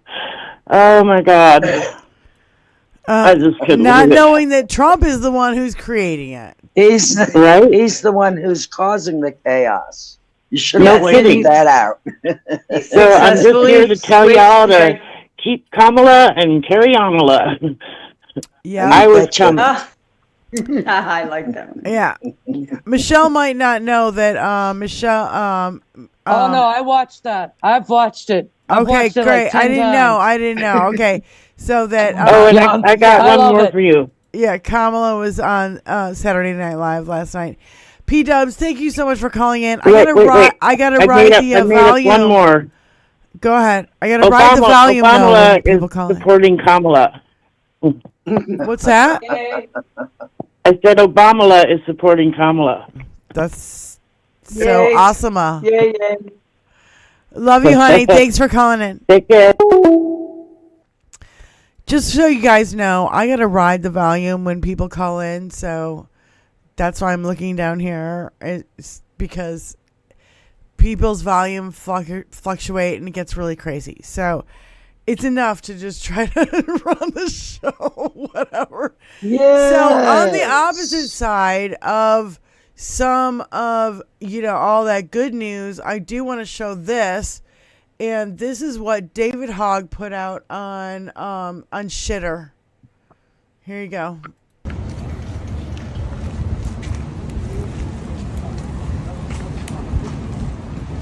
Wait, what's going on? Where's the dude? Where's the dude? Hold on. This is not the video I wanted. Pause. Stop. Sorry.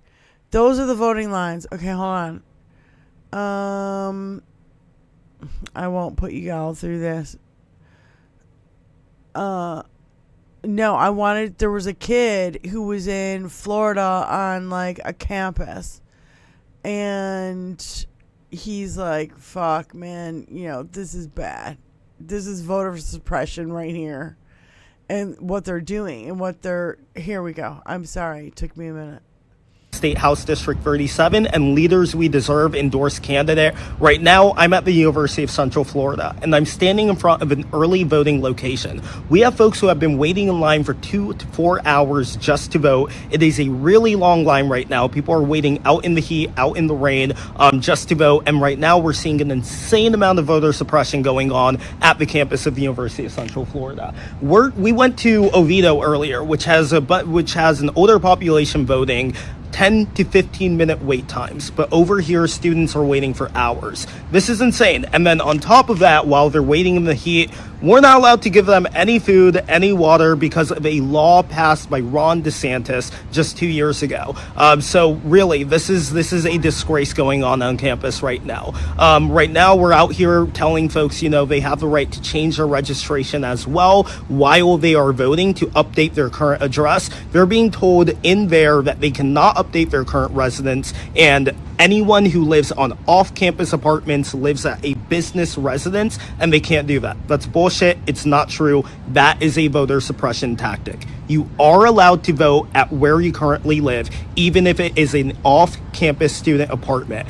So make sure that you know that before you come and vote too. And if you don't get out and vote today, make sure you vote on November 5th. Yes, before 7 p.m. Amazing. And if you get in line, stay in line. Yes. So these are the kind of tactics we are seeing across the country. Oh, stop share. Okay. Everybody can see. Okay. Everybody can see everybody. Okay. I'm sorry. These are the kind of tactics that these guys are pulling in Florida, which is like, kind of turning blue. Georgia and all the states. I mean, let's just be honest. Well, we knew they were going to do this. Oh, yeah. Just like... they can't win if they don't cheat. Oh, my God. Can I just share the screen for this? Can you guys see this? Holy shit. Holy shit. This is Donald Trump. I was not performing oral sex on my mic, folks. I was pretending to eat a corn dog while waiting for the totally incompetent crew to fix my mic. This is pure election interference, fake news. He was pretending to eat a corn dog. I was pretending. Pretending. Hey, y'all. You always struck off your corn dog before you eat it, Don? That's a very ineffective way of eating a corn dog. He was I've never seen anybody stroke off their corn dog before they eat it. Michelle, did you see it?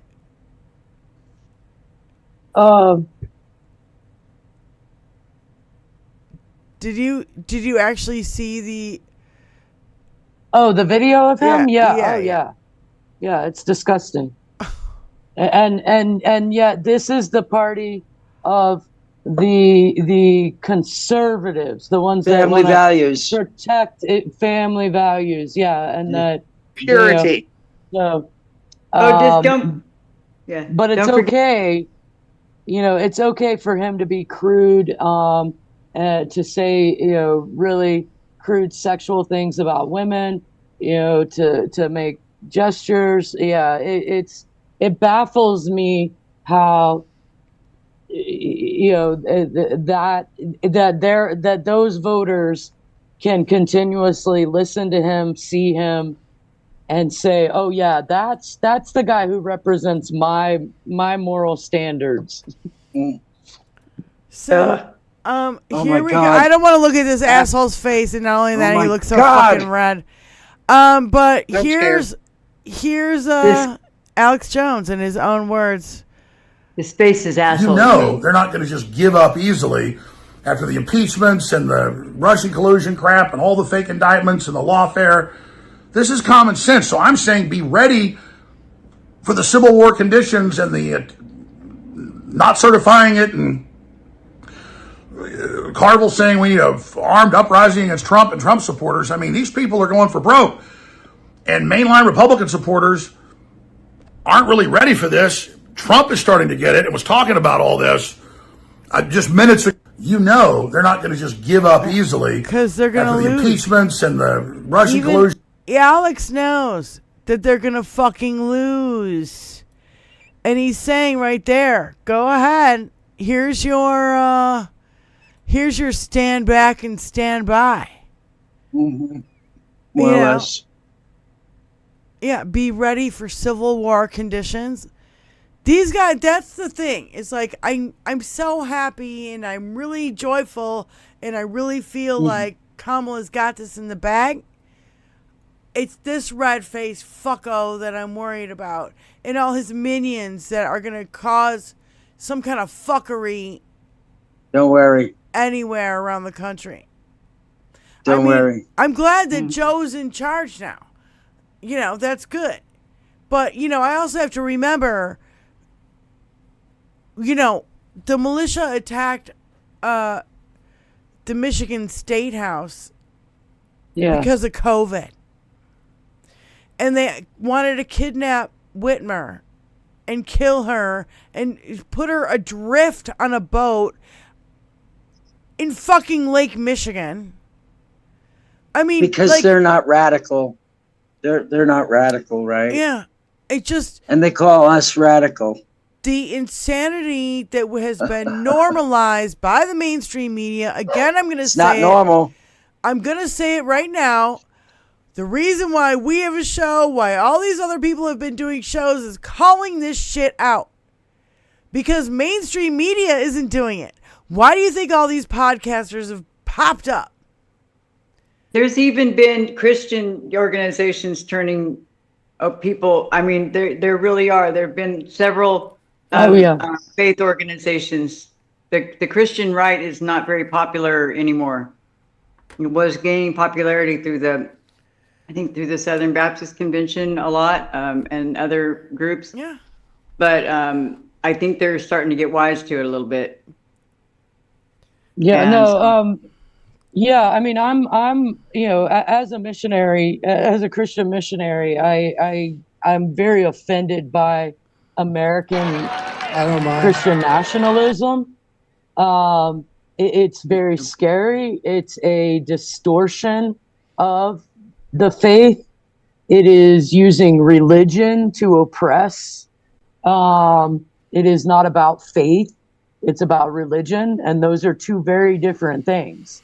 In my opinion, that religion is what's always used to oppress people, to control people, where having faith is generally where you get the good works from. That's where people start doing good things, and they love one another, and they care about the environment, and they care about their neighbor. Those are people that have faith.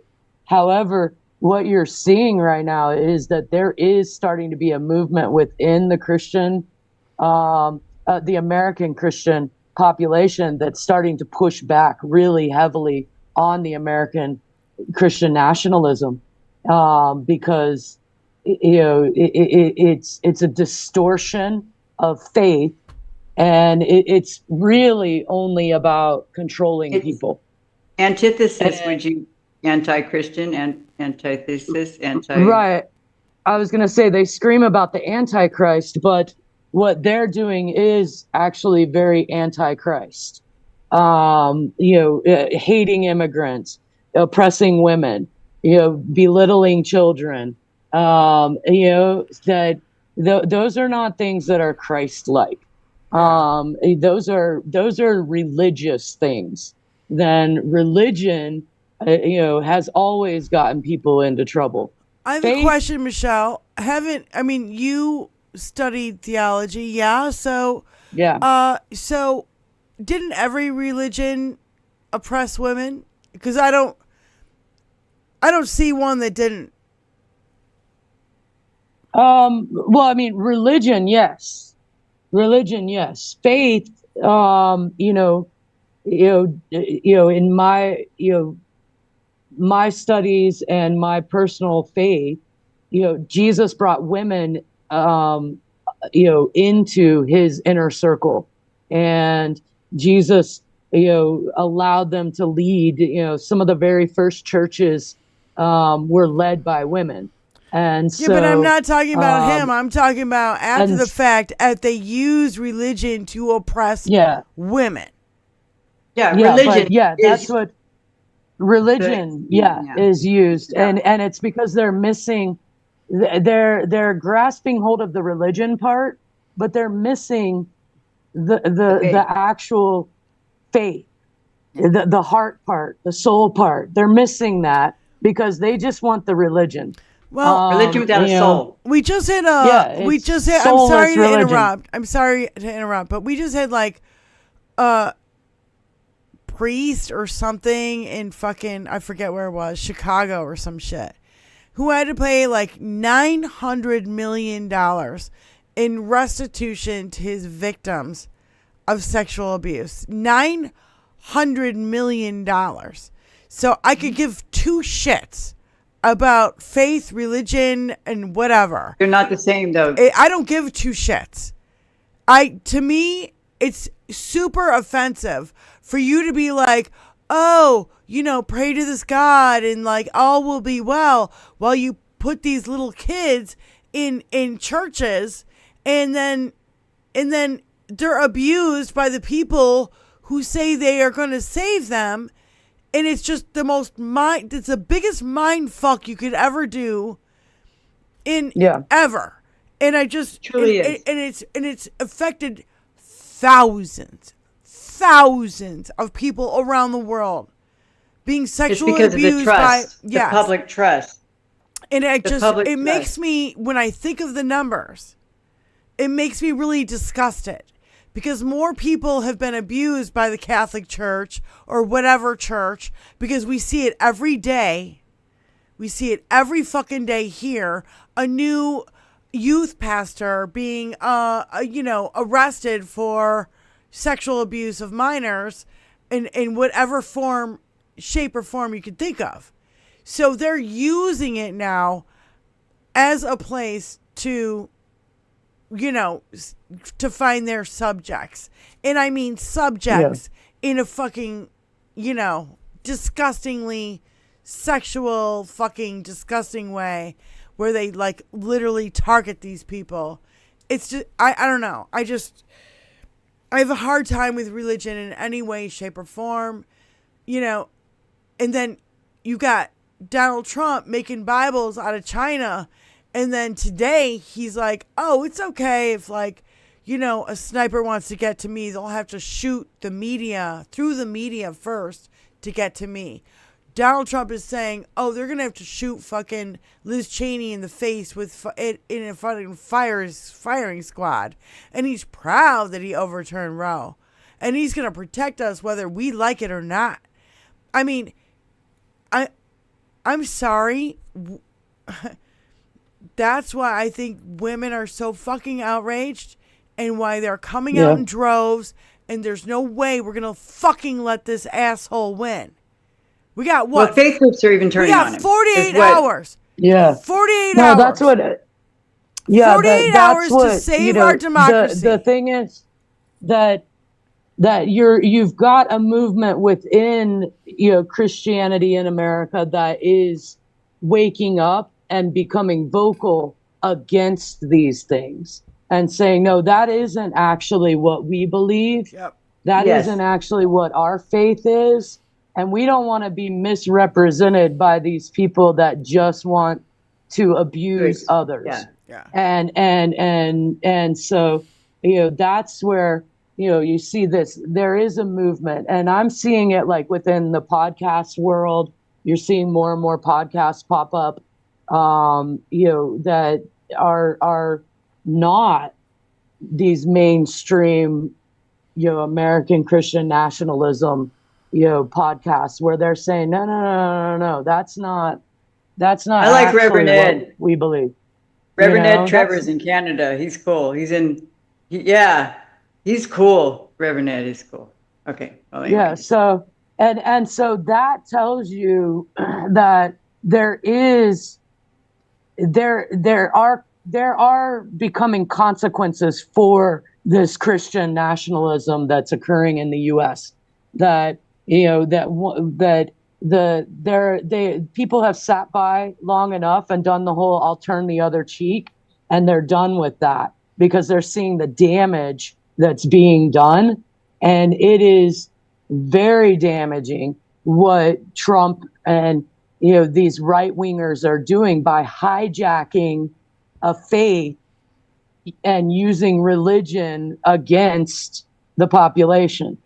So they're hijacking everything. They've hijacked everything. They've hijacked democracy in some senses. They've captured our court, or the religion. The Opus Dei has captured our court. The Russians have captured half our representatives or nearly half our representatives in the Congress. So I mean, and they had one president by the short curly ones. So it's not like they haven't been doing this for quite a long time, but it's just, God bless America. I want us to really do something right here. And the thing is that they're very vocal. They're very angry about stuff. They get they get behind carrying tiki torches and things like that. But they are the minority in the U.S. Yes. That they may have a loud voice and you hear them, but they are the minority. They think that they're some kind of like superpower majority, but they are not. That the majority of Americans, Christian or not, Christian, Wiccan, Buddhist, Hindu, Muslim, the majority of Americans, agnostic, atheist, Jewish, all of them, that the majority of Americans do not actually line up with this kind of hate speech, because that's what it really is. It's really hate speech. Yeah. So it's disguised in fake. Yeah, it's disguised as religion and Christianity, but it's all a lie. That is all a lie, because real people of faith, no matter what their faith is, that people of faith can generally agree on certain things, and that's treating one another with respect, taking care of one another, having social programs that help children, having Head Start programs, having Medicaid for mothers. I'm an atheist, and I'm an atheist, and I believe in all those things. Right. So people of faith, even if it's a faith that says I have no faith, that true people of faith, we can generally agree on things. It's the people that have hijacked that idea, used that it, are the oppressors. Used it. Yeah. It's not difficult to be a good human being. It's much easier than being an asshole. Yes. No, and I was reading a study the other day about how the more secular a country has become, the more it has taken care of its population.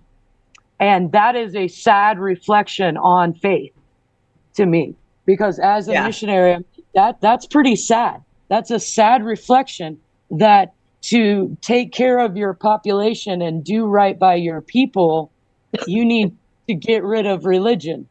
So, yeah. So, but religion is the poison. It's religion's the worst thing to ever happen to Christianity. Yeah, it is. It is, and that's why personally, because I have a Christian theology degree, but that's why Jesus pointed to the religious leaders of the day and called them snakes and vipers. That's right. And that's why he rejected political power, by the way. Yeah. So. Seemed like a pretty cool. So, yeah, I'm not your normal missionary. So I'm not here to tell you that you need Jesus, but I do think that that more people need to act like Jesus. Yeah, follow his teachings. Welcome the stranger. Yeah. That's why one of my favorite lines that Kamala says is that when you see the face of a stranger, you should see the face of a neighbor. It's such a powerful thought process for any person to undergo. If you immediately jump to fear and hate, that's all you're ever going to see. But if you see people around you with love and joy, you experience more love and joy in your life. Right. Yeah. I mean, I tell people, if you want to see the face of God, come here and hang out in the refugee camps, because that's where you'll see people helping one another, people living together, sharing food. That's to me, that's where Jesus spent his time, with the poor, with the prisoner, with the infirm, whatever. Mm-hmm. Come to our prisons that still have prisoners, because Congo didn't let any of their prisoners out.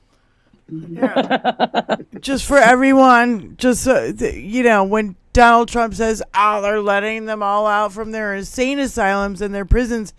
Yeah. What was it that you said before? You're like, you don't get out of prison in Congo ever. Yeah, that's not how it works here. So, also, most of the people that are in prison here, they owe somebody money.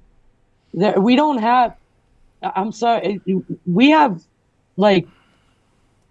most women here have been raped not once but multiple times. That's the statistic that we're dealing with here. Rapists don't go to jail here. That's part of the war culture that we have, and that's a very sad reflection on how long we've been a war zone. But we don't have insane asylums here, and you don't get out of prison. You don't get out of prison until you pay your debt, and so nobody's emptying prisons here. There was a prison break a couple months ago in the capital in Kinshasa. And basically, when they broke out of prison, the military and the police just opened fire and just started shooting everybody. You don't get out of prison here.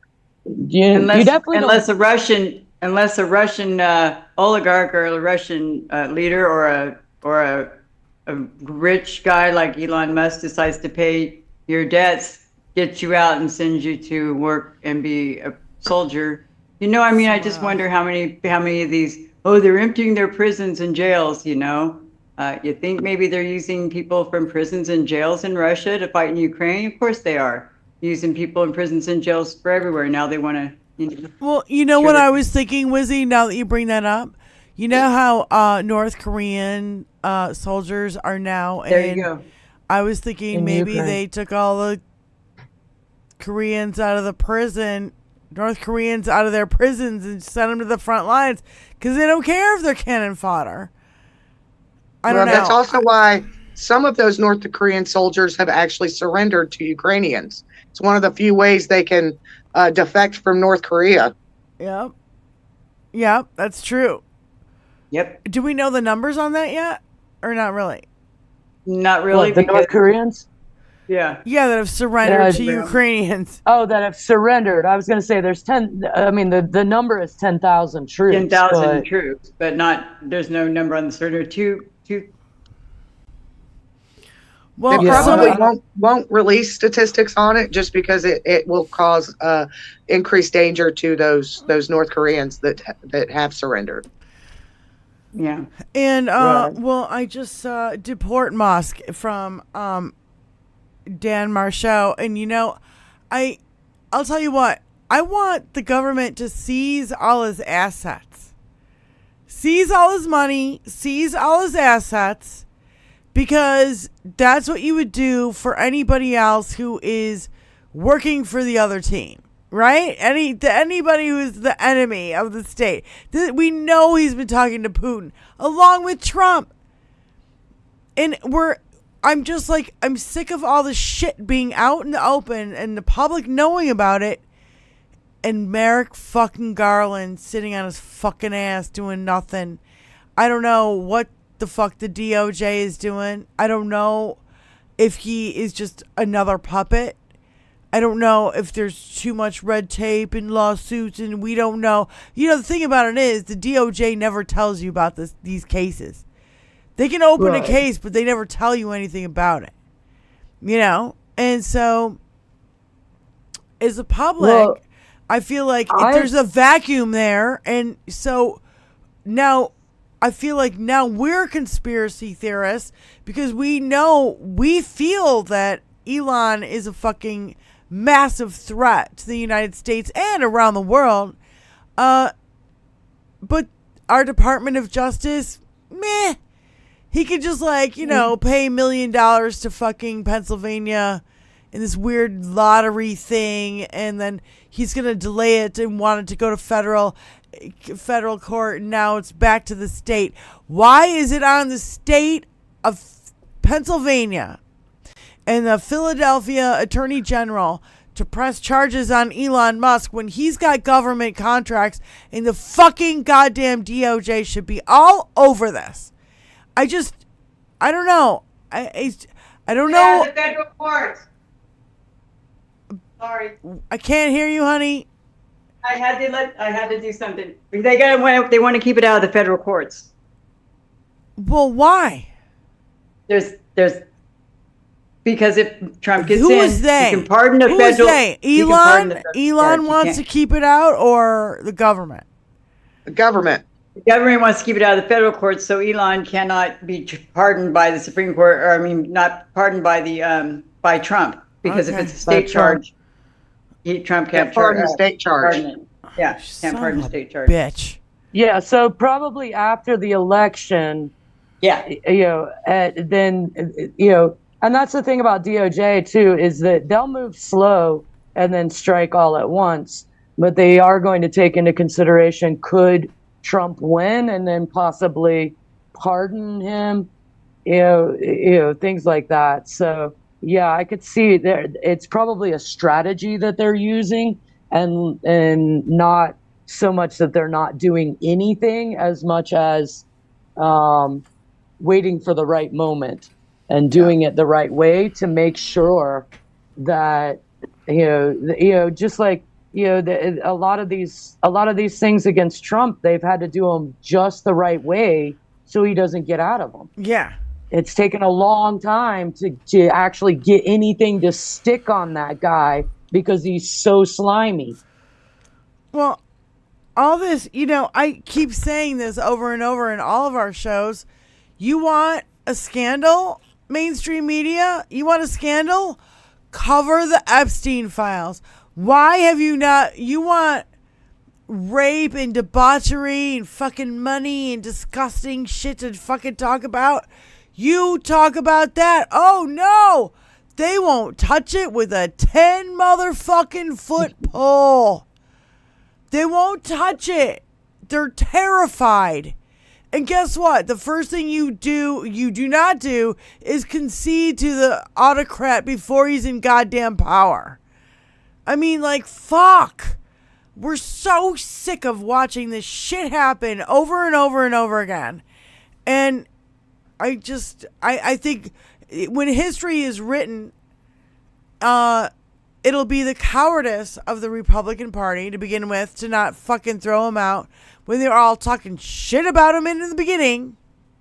And then all of a sudden they go on a golf trip with him and, 180 like Lindsey fucking Graham. Mm-hmm. Everybody knows you're gay, Lindsey. Give it up. We all fucking know. It's just South Carolina definitely knows. How young were the boys that you were... Sorry. Allegedly. I don't even know. You know what I mean? Like, the compromise, the fuckery, Russia connections, DeSantis and all these people who are really desperately trying. Oh, and Florida and Texas has now said that the federal election monitors can't be in any of their election offices, just to make sure there's no fuckery going on. But why would they just... Why just Florida and Texas? Oh my God, you guys are such assholes. You're so obvious. Yeah. They're daring Biden. They're trying to stunt. They're daring Biden to go down there and send a troop or send a... Wait, say that again, Wizzy. Remember Governor Wallace? Say it again in the microphone. Go ahead. Governor Wallace back in the 60s tried to block kids from going into school. And they had to actually send, was it National Guard, I think? National Guard, yep.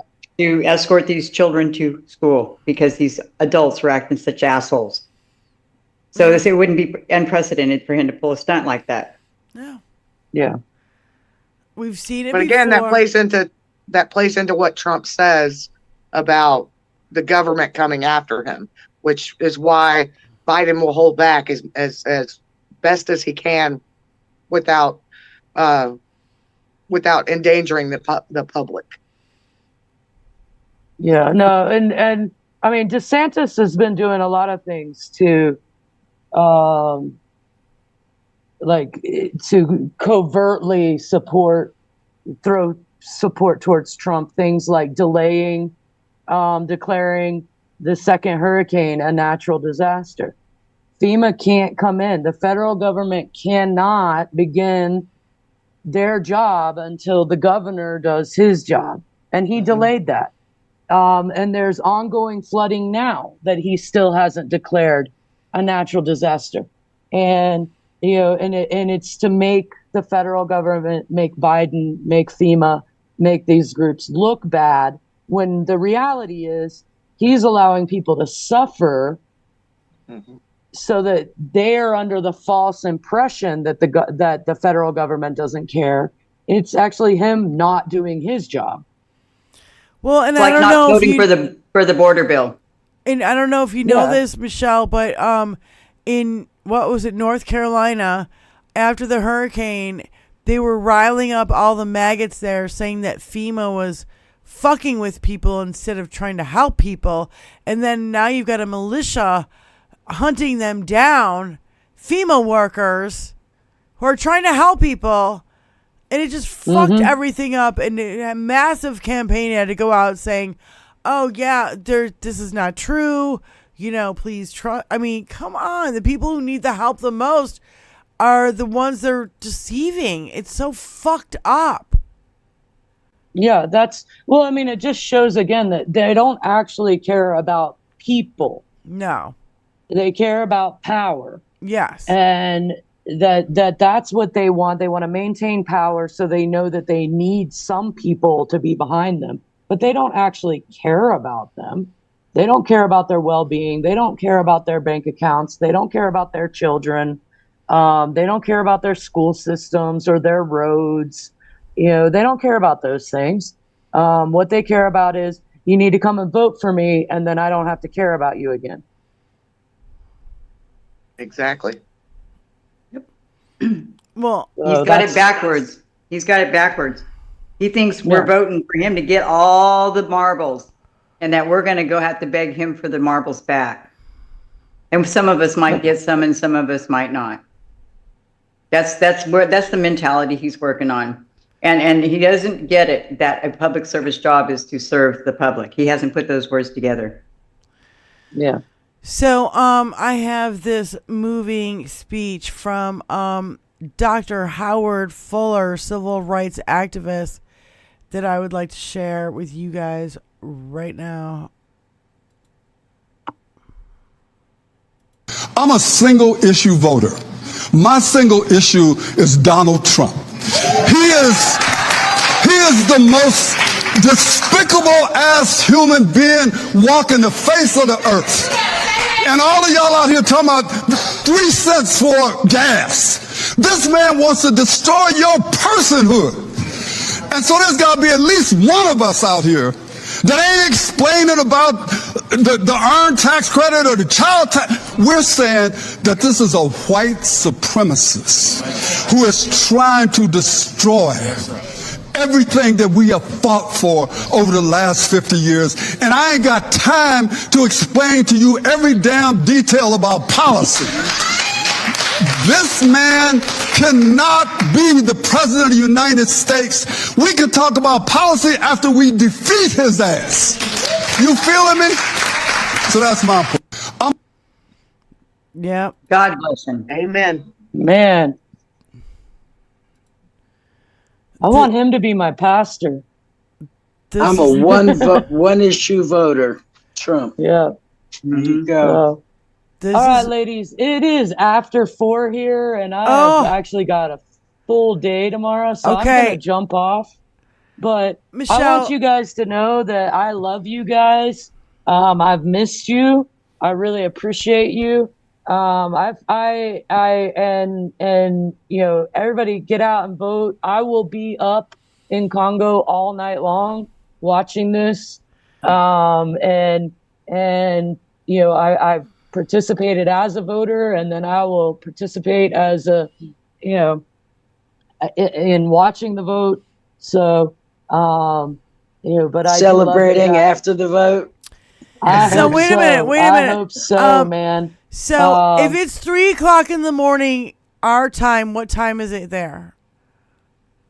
3 o'clock in the morning here. No, our time. It depends on your time zone, but East Coast. East Coast. About to do a time change, right? Yeah, we just did. So, so I am now 7 hours ahead of Eastern Standard Time. So 3 in the morning at Eastern Standard Time would be 10 o'clock.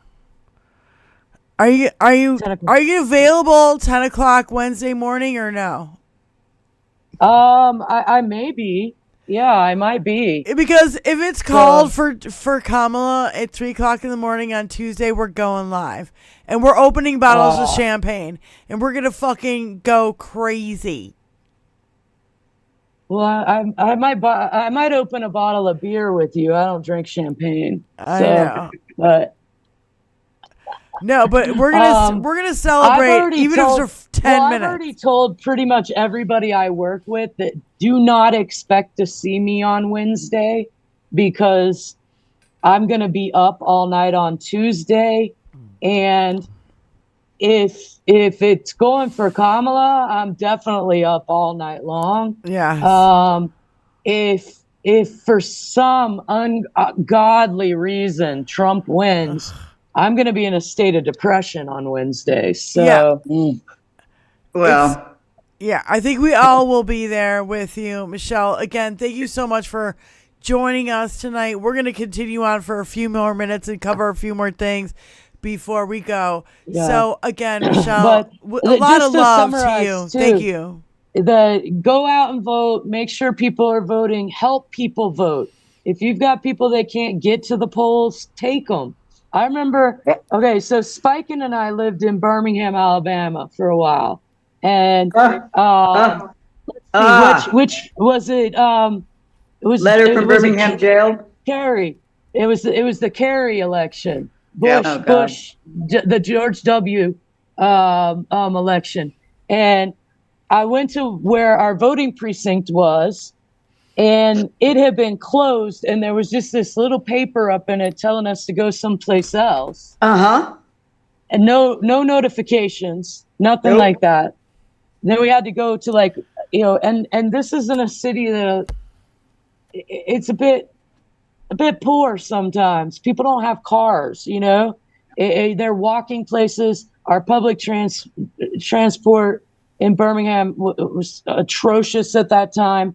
And so I spent the day actually driving from the old precinct and loading people up in my station wagon. I had one of the station wagons, those old ones that had the pop-up seats in the back. And I would just load up black voters and drive them over to this other voting precinct where they had moved us. So, if you can do that, take people to the polls. They don't even have to be voting the way you vote. Just drive them to the polls. Yeah. By the way, y'all, that is totally against the law for them to do that. They did that to me in Texas. Yeah, they shut your poll, and now the next one you have to go to takes forever to get through because now you're impacting their numbers. It's just bad. I know. I've been that one. I thank you. I'm sorry. It was messed up. Yeah, I want to say goodnight right now because I'm sorry I got busted eating a little bit of something, y'all. It's okay. On camera, I'm sorry, but okay. I was eating candy. I want to give you my love, Michelle. Thank you very, very, very much. Thank you for joining us, ladies. And I appreciate you guys very much. But I'll check in with you guys on Wednesday. All right, sounds good. Honey. Love you. Early Wednesday morning for you. I'll let you know. Yeah. I'll let you know if we're gonna go live or not. Okay. Okay. All right. Love you, honey. Love you. Wizzy, thank you so much for joining us again. As always, we love you too, Wizzy. Yeah. Well, I'm glad to be here. Thank you very much for everything, y'all. I appreciate you being here. All the people that are come to watch, and Michelle, it's been a joy. But I just got busted eating dinner, so I'm gonna go eat. I'm gonna go eat, and then if you guys are still in, I'll come back. If you guys are still in, I'll come back. All right, we'll see you in a few then, honey. Because we'll probably still be on because there's a lot more to cover. Okay, I might just leave my avatar hanging here. Then I'll just leave my avatar. Shit. Okay. Okay. So, then mute yourself. Mute yourself. Okay. So, I just want to say a few people. PB, vote like your life depends on it because it does. Jim the Geek says if Trump wins, I'll be applying for firearm license. Trish said my sister is spending the night with me on Tuesday so we can celebrate. Oh God, please. Oh please God. You know what I'm saying? Like. People are fired up, but also like there's like this excitement and then there's dread. You know what I mean? Like there's this roller coaster of like, oh my God, she's going to fucking win. And then there's another minute of like, holy shit, the fuckery might, I don't know. But I don't even want to go there with the fuckery might. I'm not even concentrating on that anymore. I'm going full bore. She's going to win. But I still want people to go out there and vote. It's just too crucial. This time around, every election's important, but this time around, it's democracy or fascism. That's it. Those are our choices. Freedom or slavery. Freedom or slavery. My God. Literally. Mm-hmm. They want to make this fucking world a goddamn fucking Handmaid's Tale, and I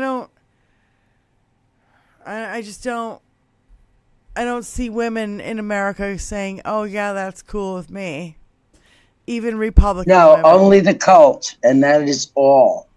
Every other woman is saying the complete opposite. Yep. So, I'm not worried. Even the men who support them. That's right. I've been seeing the Jets and the Gents. I've been seeing these really moving messages from men going, yeah, we're not going to take this, and we're not going to let you guys treat our women like this. Like, no fucking way. Hold on. Call from Super Saint. Super Saint. Hey, I have one favor to ask of you, Diane. Yeah, love. When Kamala wins, would you learn and sing "The Lighthouse" by Stevie Nicks? The Lighthouse? Have you heard that song? The Lighthouse. She sang it on SNL a couple weeks ago. Oh yeah, and I it's know about what you're women's talking rights. Yeah, I know what you're talking about. Yeah. I would love to hear you sing that song. I've actually been working on a new. I've been working on a new list of songs, so I will add it to my list. And I know I what miss you're your talking singing. about. Well, I really do. You guys, look, I gotta tell you, I miss singing for you, but at the same time, this is more important. This, absolutely, it's been important. But I just wanted, a celebration. I think because she's gonna win. I feel it. I mean, I feel it too. I just feel like, we definitely have to worry about all this election fuckery. There's going to be fuckery. Absolutely. There's been fuckery up to this point. Why won't there be fuckery? And thank God for Mark Elias. Oh my God, Mark Elias and his team. Yes, he is a hero. Love that man. They are so terrified of him. Bannon can't even get off the subject. I know. It's the fact that Bannon's been bitching about him is just it tells you how badass he is. Yeah. But my thing is, I want Dark Brandon to rise after this election. I want him to start using his immunity immediately. Because as president, he's got immunity. But listen, and I want he's Dark old Brandon school to rise. politician, and he plays by the old school rules. He won't. The one who's going to such a decent man. do the smackdown is the prosecutor. Yeah, but he needs to yank Garland immediately, and I wouldn't mind seeing Letitia James in there, to be honest with you. Because wouldn't that be nice? Man, she's gone after the NRA and busted their ass, and she's good. I know, honey. Honestly, I don't see it because she's been attacked so much.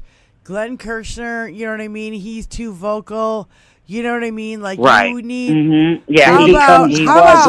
Hold up. How about Jack Smith? You know what I mean? But he's also a special prosecutor. He can't do both.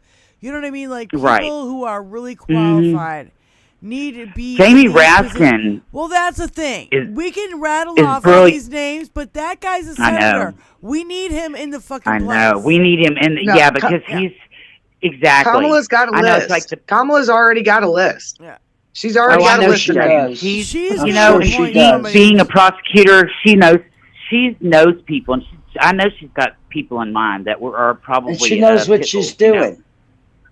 And more than likely, qualified in spite of every fucking thing they try to say about her. She's qualified as fuck. And they're probably already vetted. To be honest with you, they're probably already vetted right at this moment for after the election, and they'll probably. Look, but anyway, I have no fear of who Kamala puts in positions of power in her cabinet. Literally, I have no fear of it.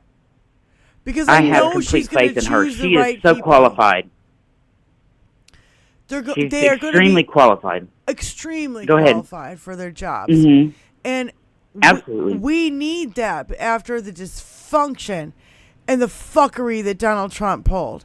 And we know that they're still there.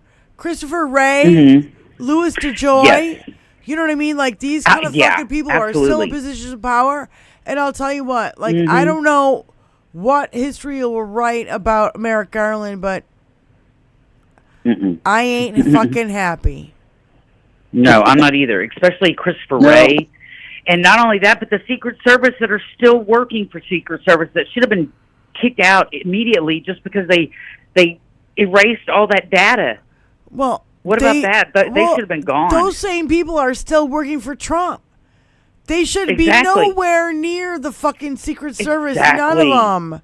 And I wonder this, Saint, is that I wonder if the Secret Service are going to be like, Donnie's getting ready to leave. Should we tell on him or should we not tell on him? Because guess what?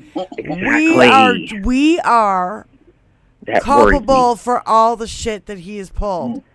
Because we knew about it and we didn't say anything. And so we are fucked too. So are they going to, you know what I mean? Like, are they going to bail with him to Venezuela or whatever? Because I don't think he's going to go to Russia. I think he keeps saying he's going to go to Venezuela. Shit. I know. Not only that, but Don Jr. went down there also and was looking at properties. In Venezuela? Yeah. Oh, for fuck's sake. Yeah, if you don't need to point, if you don't need to connect the dots anymore, people, Jesus Christ. Super Saint, thank you so much for calling in, love. Thank you. I love you guys so much. Love you. Okay. Keep. Bye-bye. Oh, I'm sorry. I missed the end of there. I wanted to, I love this perspective. I forget who this chick is, but she's fucking awesome. And this chick right here. And hold on. Let's see this chick. I've seen a lot of awesome chicks lately. Makes me happy. Yeah, most certainly. And she's talking about the garbage comment and all that, and I think she puts it in a fucking excellent perspective. I want you to sit with this feeling. I want you to sit with this feeling of being called garbage one time by a sitting president. I want you to sit with this feeling because maybe you will feel just a crumb of how millions and millions of people in this country have felt over the course of 9 years having to deal with Donald Trump. Trump's supporters set the standard on how people should react when a politician says something bad. You guys set that standard. You set that standard when for 9 years you allowed Donald Trump to say the most horrific things about marginalized groups, calling Mexicans rapists and murderers, saying that the LGBTQIA community harms children, that Muslims are terrorists and need to be banned from the country, that he couldn't have possibly sexually assaulted E. Jean Carroll because she wasn't his type. He's called people like me a lunatic for 9 years. A liberal lunatic. 9 fucking years. And not one of his supporters have ever come out to call him out on it. They clapped for it. They cheered for it. They egged him on. No one has held him accountable for 9 years. So, if you're offended this one time, you want to clutch your pearls this one time, but you also fail to realize you guys set the standard over how I should react to it, right? So let's see. Oh, you're taking it out of context. Oh, it was just a joke. Oh, Biden's just off the cuff, right? You know how Biden is. He just says things. He's funny. He tells it like it is. 9 fucking years. Sit with it one time. They can't. We called them weird once. They lost their minds. We called them fascists. They lost their minds. Now Biden is like, yeah, supporters are garbage. And I don't care about the fucking misquote or whatever. I don't give two shits. You know what I mean? Like, you can spin it all you want. We have been absolutely shit on and talked down about for a fucking decade. I would even go further than that. But, and you're going to get all upset because you're called deplorables? And now you're showing up at garbage bags? Dressed as trash. Fuck. It's infuriating, you guys. I don't know. Am I the only one who's... I love this girl. It is. Some of the most vile things have been said about Democrats, about liberals, about independents wanting to vote for Kamala, about Republican women wanting to vote for Kamala. You know, now their thing is to call us Diddycrats. Oh yeah, because Diddycrat. Yeah, because we love Diddy and what he was doing in his parties. No, we don't. You mean Diddy and Donnie? Diddy and Donnie? There's fucking 1,000 pictures of them together. Do I have to fucking show it? I have it. Diddy and Donnie. Donnie with his record of pedophilia. Donnie Diddy, with his Donnie, and record of Jesse. sexual assault and grape on women. Yeah, You just grab them there. You just keep You going. just start kissing them all over. We literally had what's her name? What's that shitty fucking parking lot lawyer? The shitty parking lot lawyer. Yeah, Elena Haba said, "I want to see the Epstein list tonight." I think she said it either today or maybe yesterday. I am not quite sure. Here we go. Hold on. Pause that bitch. Pause that bitch. Pause it. Shut the fuck up. I call her Slava on the Nabahaba.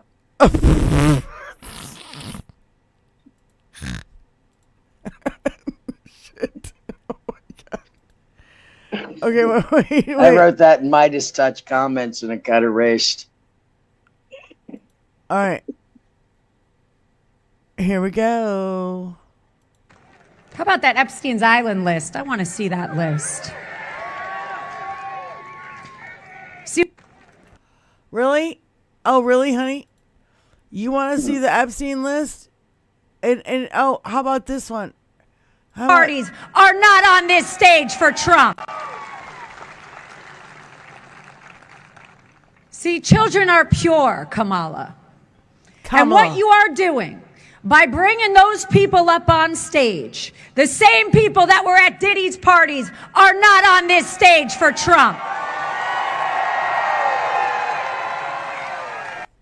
So that's the whole Diddy thing. They're saying black people, you know, who were. Yeah, if you're a black entertainer of any kind, you must have been associated with him somehow, some way. Yeah.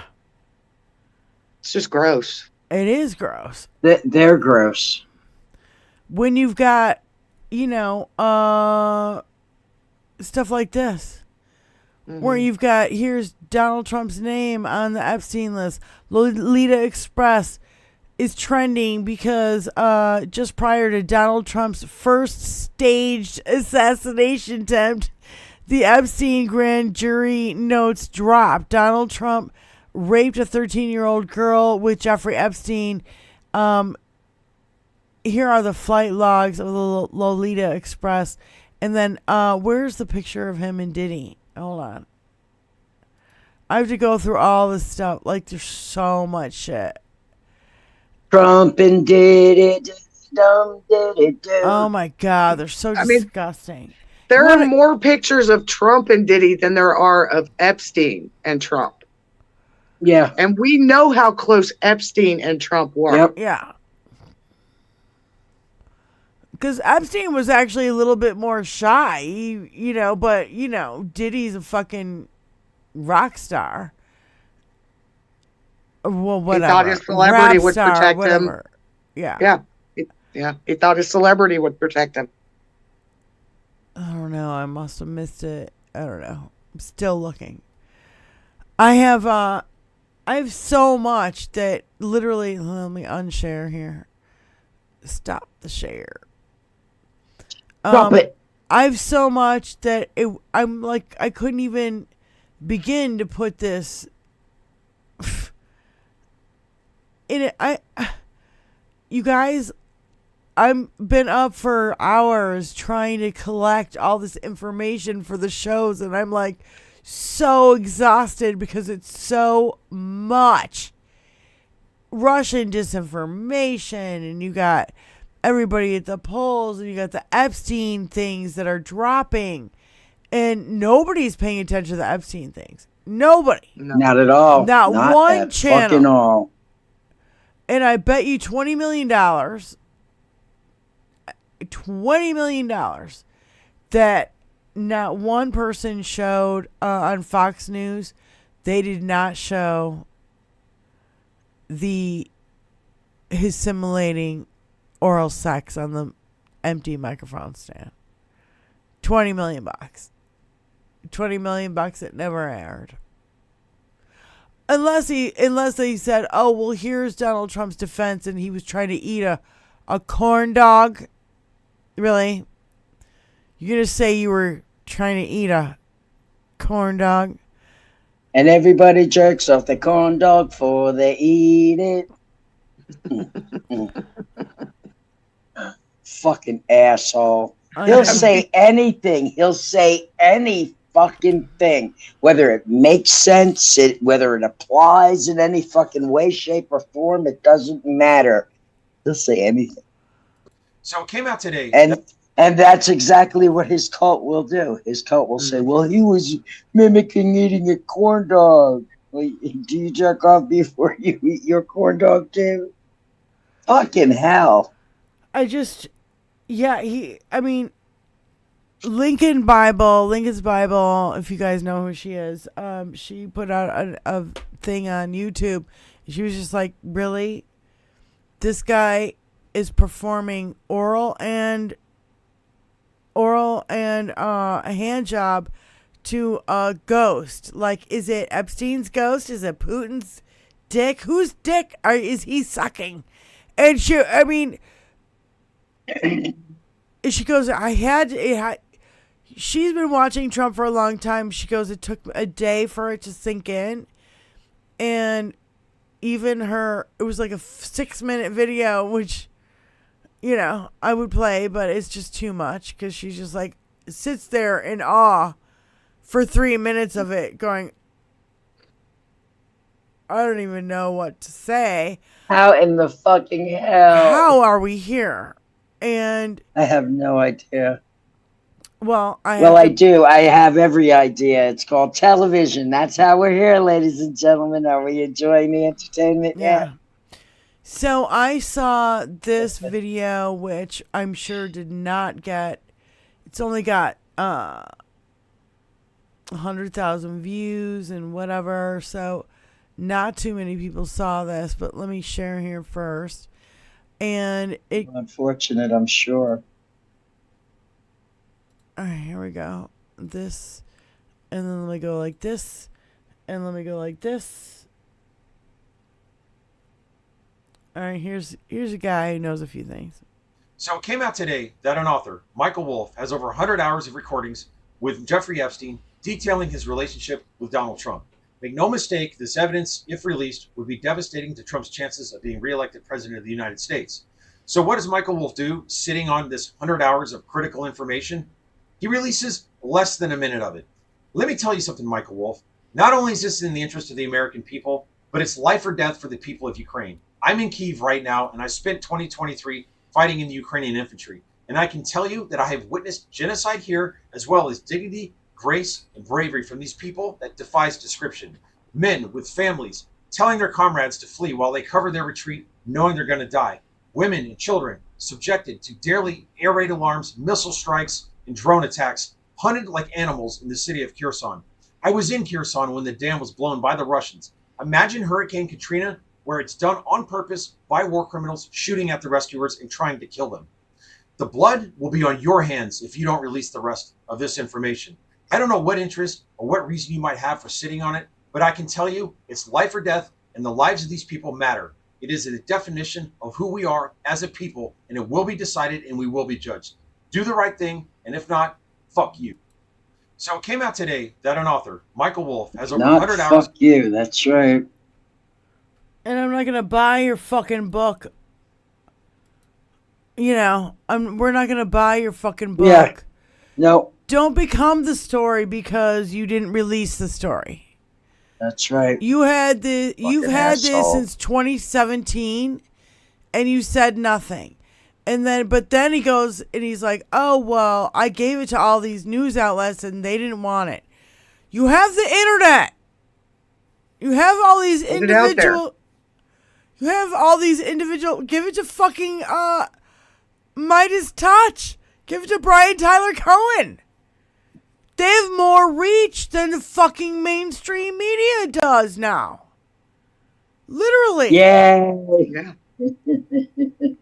When again, the only things I am seeing about any of this stuff, I'm seeing it on YouTube. Now, there's not many other social media platforms I go to, but there are a lot of videos coming out discussing this on YouTube. I'm certain it's not being shown on Shitter because Elon wouldn't allow it.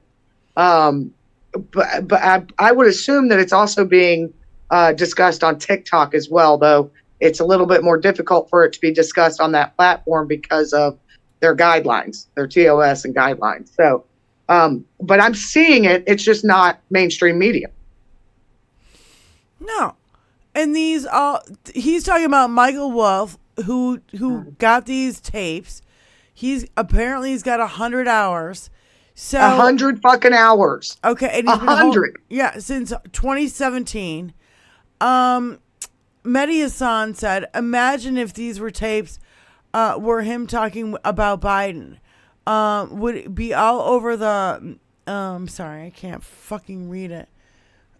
It would be all over not just MAGA media but liberal media.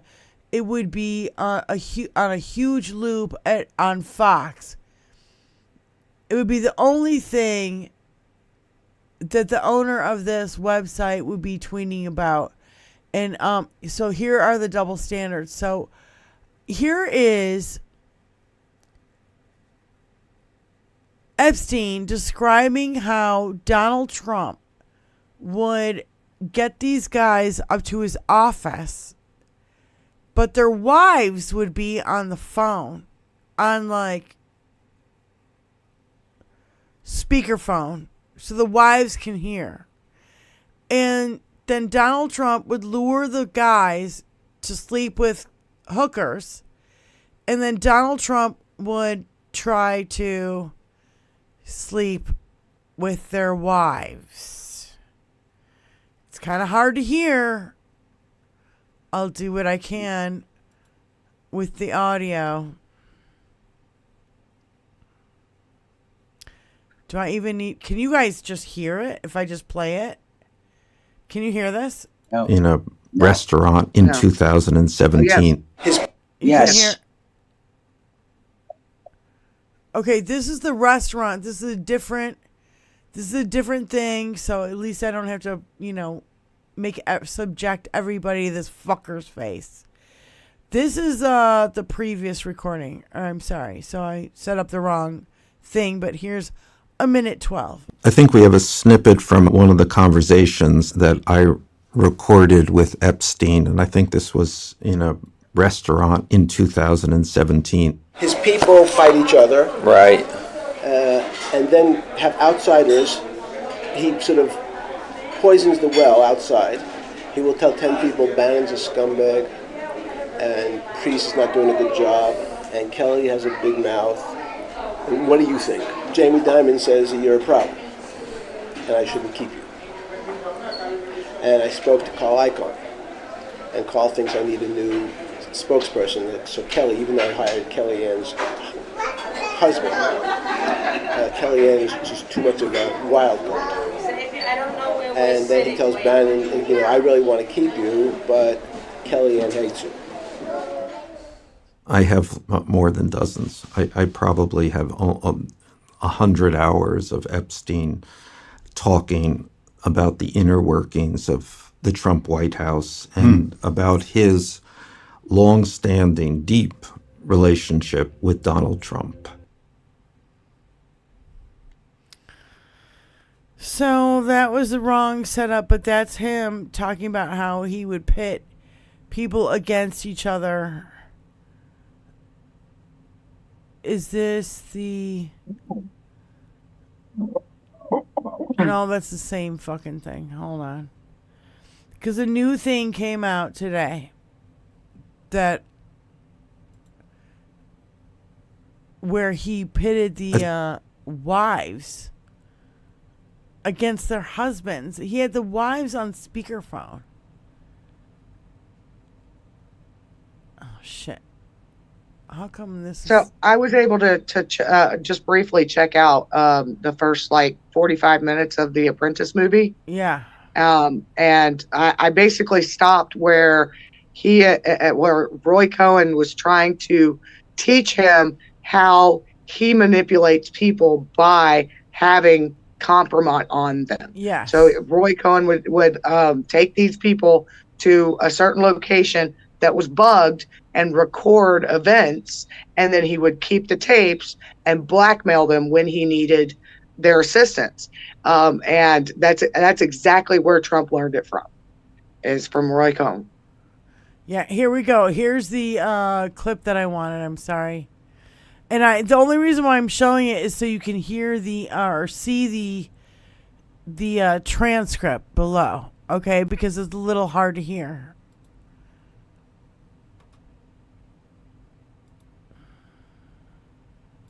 So how do you know this? That was close to straight. So I need the Donald. Just give me Donald.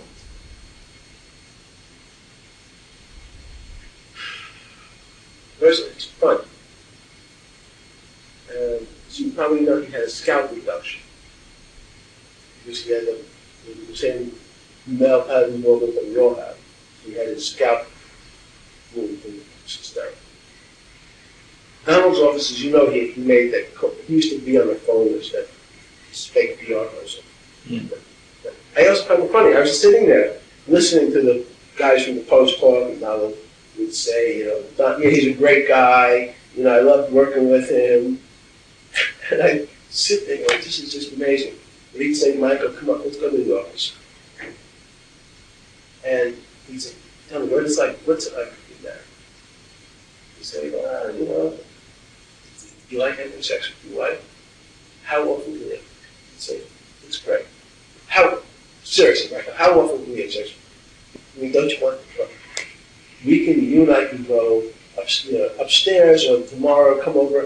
There's this girl's coming in from Los Angeles, part of the Hawaiian Tropic Contest. So come over at 3 o'clock. You're going to have a great time. I promise you, Michael, it's just me and you. You're going to have a great time. Be up here at 3 o'clock. We can go upstairs. The whole time, Victoria's been on the phone, listening, setting it up. Because he wants a story. So he has you on, because as an avoid conversation, you're not going to say yes, but much. He had to really speak to, how would you like, really talking. Come on, you must have had a better wife, right? I said, yes. Tell me about it. And the wife's on the speakerphone, listening to Donald, and said, I think you're really hot. And I know you think you're a guy. Michael is like the end of the world, the best guy on earth, you will be married to him. You're wrong. Just listen to the next 20 minutes. And go with them to your office, set you up. So basically, I think he said actually Donald was drunk, but it said unintelligible, and they didn't in the, I don't know, whatever.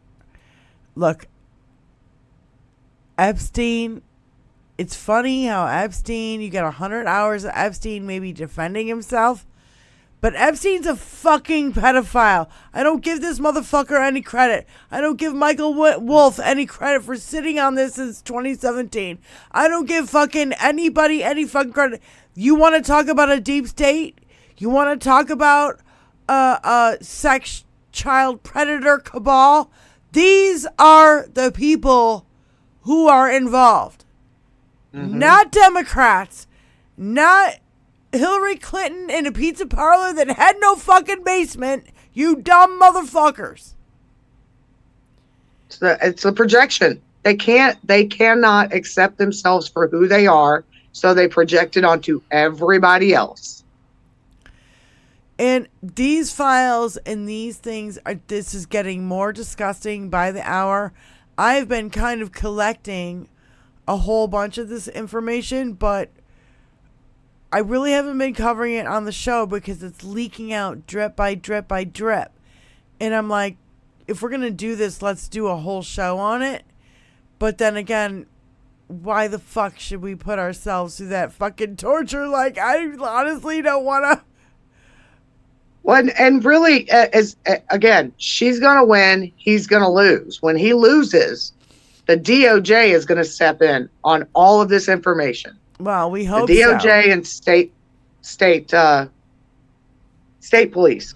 We fucking hope so. Yeah. Oh, I'm sure Kamala is going to make sure that it happens because this is the type of person she fights against. This is the type of person that she ensures cannot have another victim. Yeah. Yeah. And that is why he's so scared of her, by the way, because he Cash knows. Fat's back in. He knows. He knows once she has that ability, he is done for. That's it. So everybody, listen. Just take a big, deep, cleansing breath, everybody. Well, I was just gonna say, you want to give a closing statement because Yes. If anybody knows Lamaze, breathe like that to relieve the stress. If anybody doesn't know Lamaze, it's on the YouTube.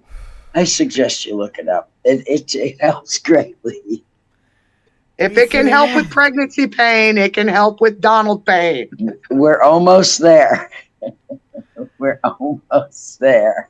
Yeah. Oh, and I almost can't wait for that surge of energy to finally wash over me because I've been feeling it for so long. Ditto. It's like I'm on the beach and I see that wave coming and I'm like, any minute now. Any minute now. Any minute now. I'm ready. For like a year.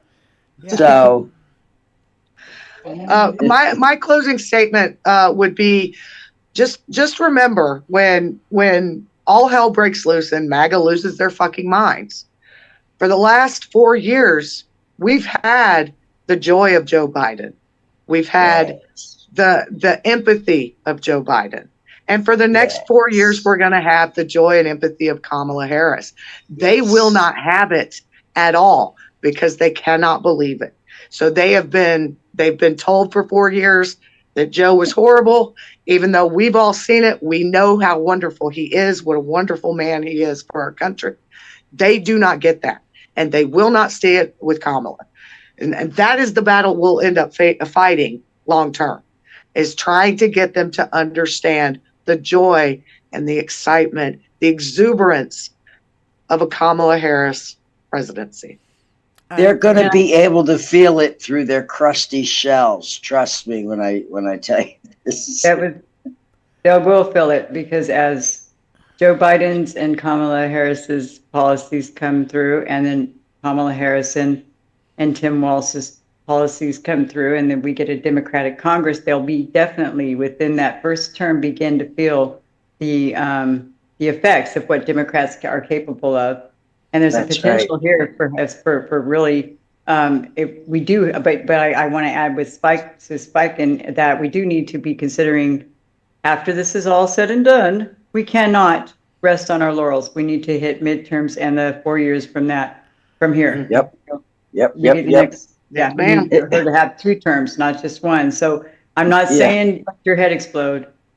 I'm just saying keep focused, regardless of the outcome. And I think we got this one, y'all. I'm just a hockey fan, so I'm not gonna really want to. I don't want to say we got it in the bag till we do have it in the bag. Yeah. So anyway, thanks everybody. I had to pop back in and say goodnight. Love you all. Thank See you, you. Annie. And I just want to say, we wouldn't be here if it wasn't for you guys. I mean, we started this because I needed a place to vent. Benny needed a place to vent. We all needed a place to vent. Okay.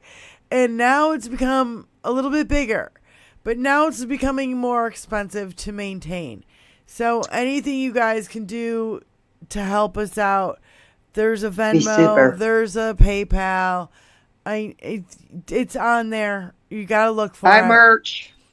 Please buy merchandise. Please try to help us out and help us get to 600. We are at 550, people. We've been 553, 553, 553. We got 3 more today. That's so awesome. Yeah. But we couldn't do it without you guys who are watching us, who are helping us grow little bit by little bit and trying to get us out of the void of fucking YouTube. The bottom of YouTube. I never dreamed I'd want to be out of the bottom of YouTube. You already know this, Diane, but the bottom of YouTube is my place, man. Tony made you the sticker for the back of your ride. Next time you see it, it's going to be on the back of Benny Loco's ride. That's going right on the back of my van, baby. Yep. Can't wait. Tony makes those stickers, but hold on. I'll go ahead. Go ahead, Benny. No, go ahead.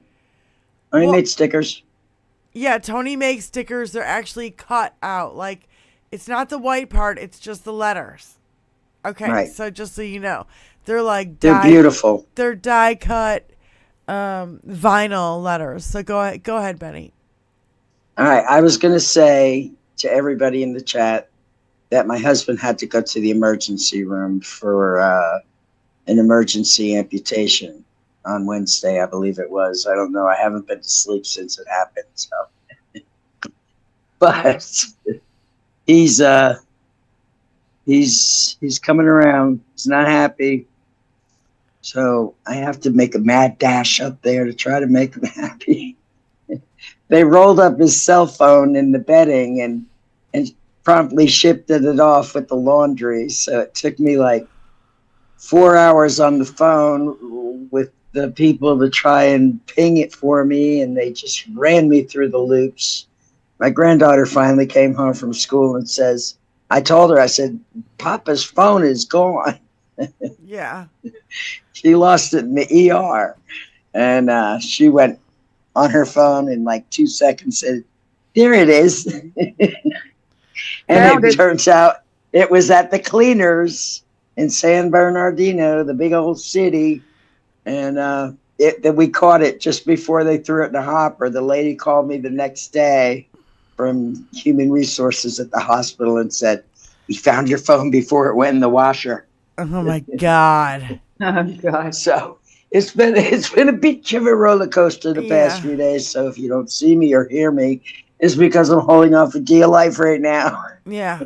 So we're sending you lots of light and love, Benny, to you and Rand, and we hope all goes well.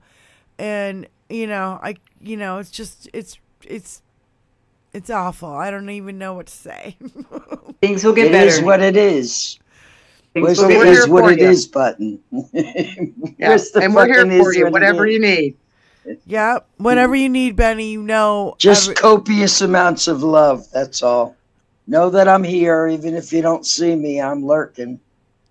I'm lurking, but not jerking my gherkin.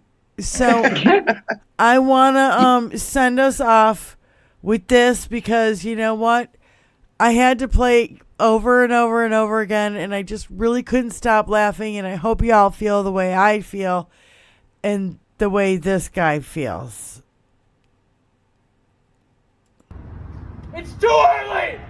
It's too early! It's October 29th! Have some goddamn respect for Halloween, you son of bitches! You sons of bitches! Wait until after Thanksgiving, that's the fucking rule! You motherfucker! Oh my God. It's too early! Oh, I love it.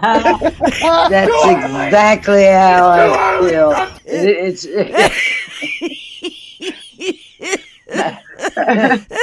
not that it's not a beautiful tree and all, but God damn it, it's too early. I'm not even done eating my Halloween candy yet, and we didn't have the fucking turkey. So, please, cut me some slack. That's what I say every time I go to the store and they're playing Christmas music. It is too early. Too early. I'm leaving. If there's Christmas music on in your store in, November, and we haven't had turkey yet, I'm leaving.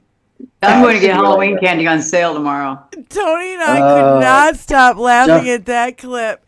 And so I just wanted to share it with you because, leave us all with a little bit of laugh because, it's fucking been a rough week. And I don't, the joy and the fucking anxiety, right? So, hang in there, you guys. Like riding in a buckboard wagon. Keep your chin up. We're going to get there. Fingers crossed, we're going to make it. Yeah? Well, we're definitely going to make it. Just legs and toes. I got one more thing, y'all. Go ahead. Don't freak out when we don't know right away the results. Please do not. Yeah. I'm not freaking out for anybody. But don't freak out anyway. But if we don't get the results right that next day, night, or a few nights or whatever, do not freak. Just breathe. Relax. Lamaze. Get a little one of those little drinks with the umbrella in it.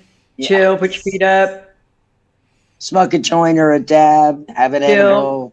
Whatever you must do. Hey, federally legal cannabis. Doesn't it sound beautiful? It sounds better than a federal abortion ban. Yeah. So doesn't it sound beautiful? Yeah. We're gonna be kicking names and taking ass, or the other way around.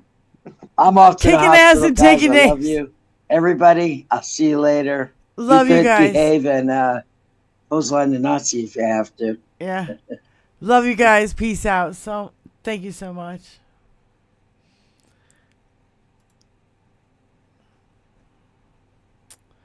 Where's the song? Where'd it go?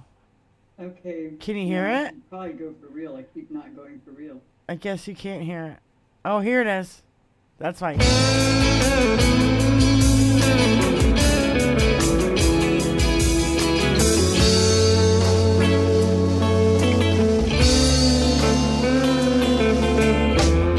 And I'm alone on my birthday. Where have I gone? And am I lost? Where am I found? And I'm alone on my birthday. I'm meeting soon from a camp. I hate the man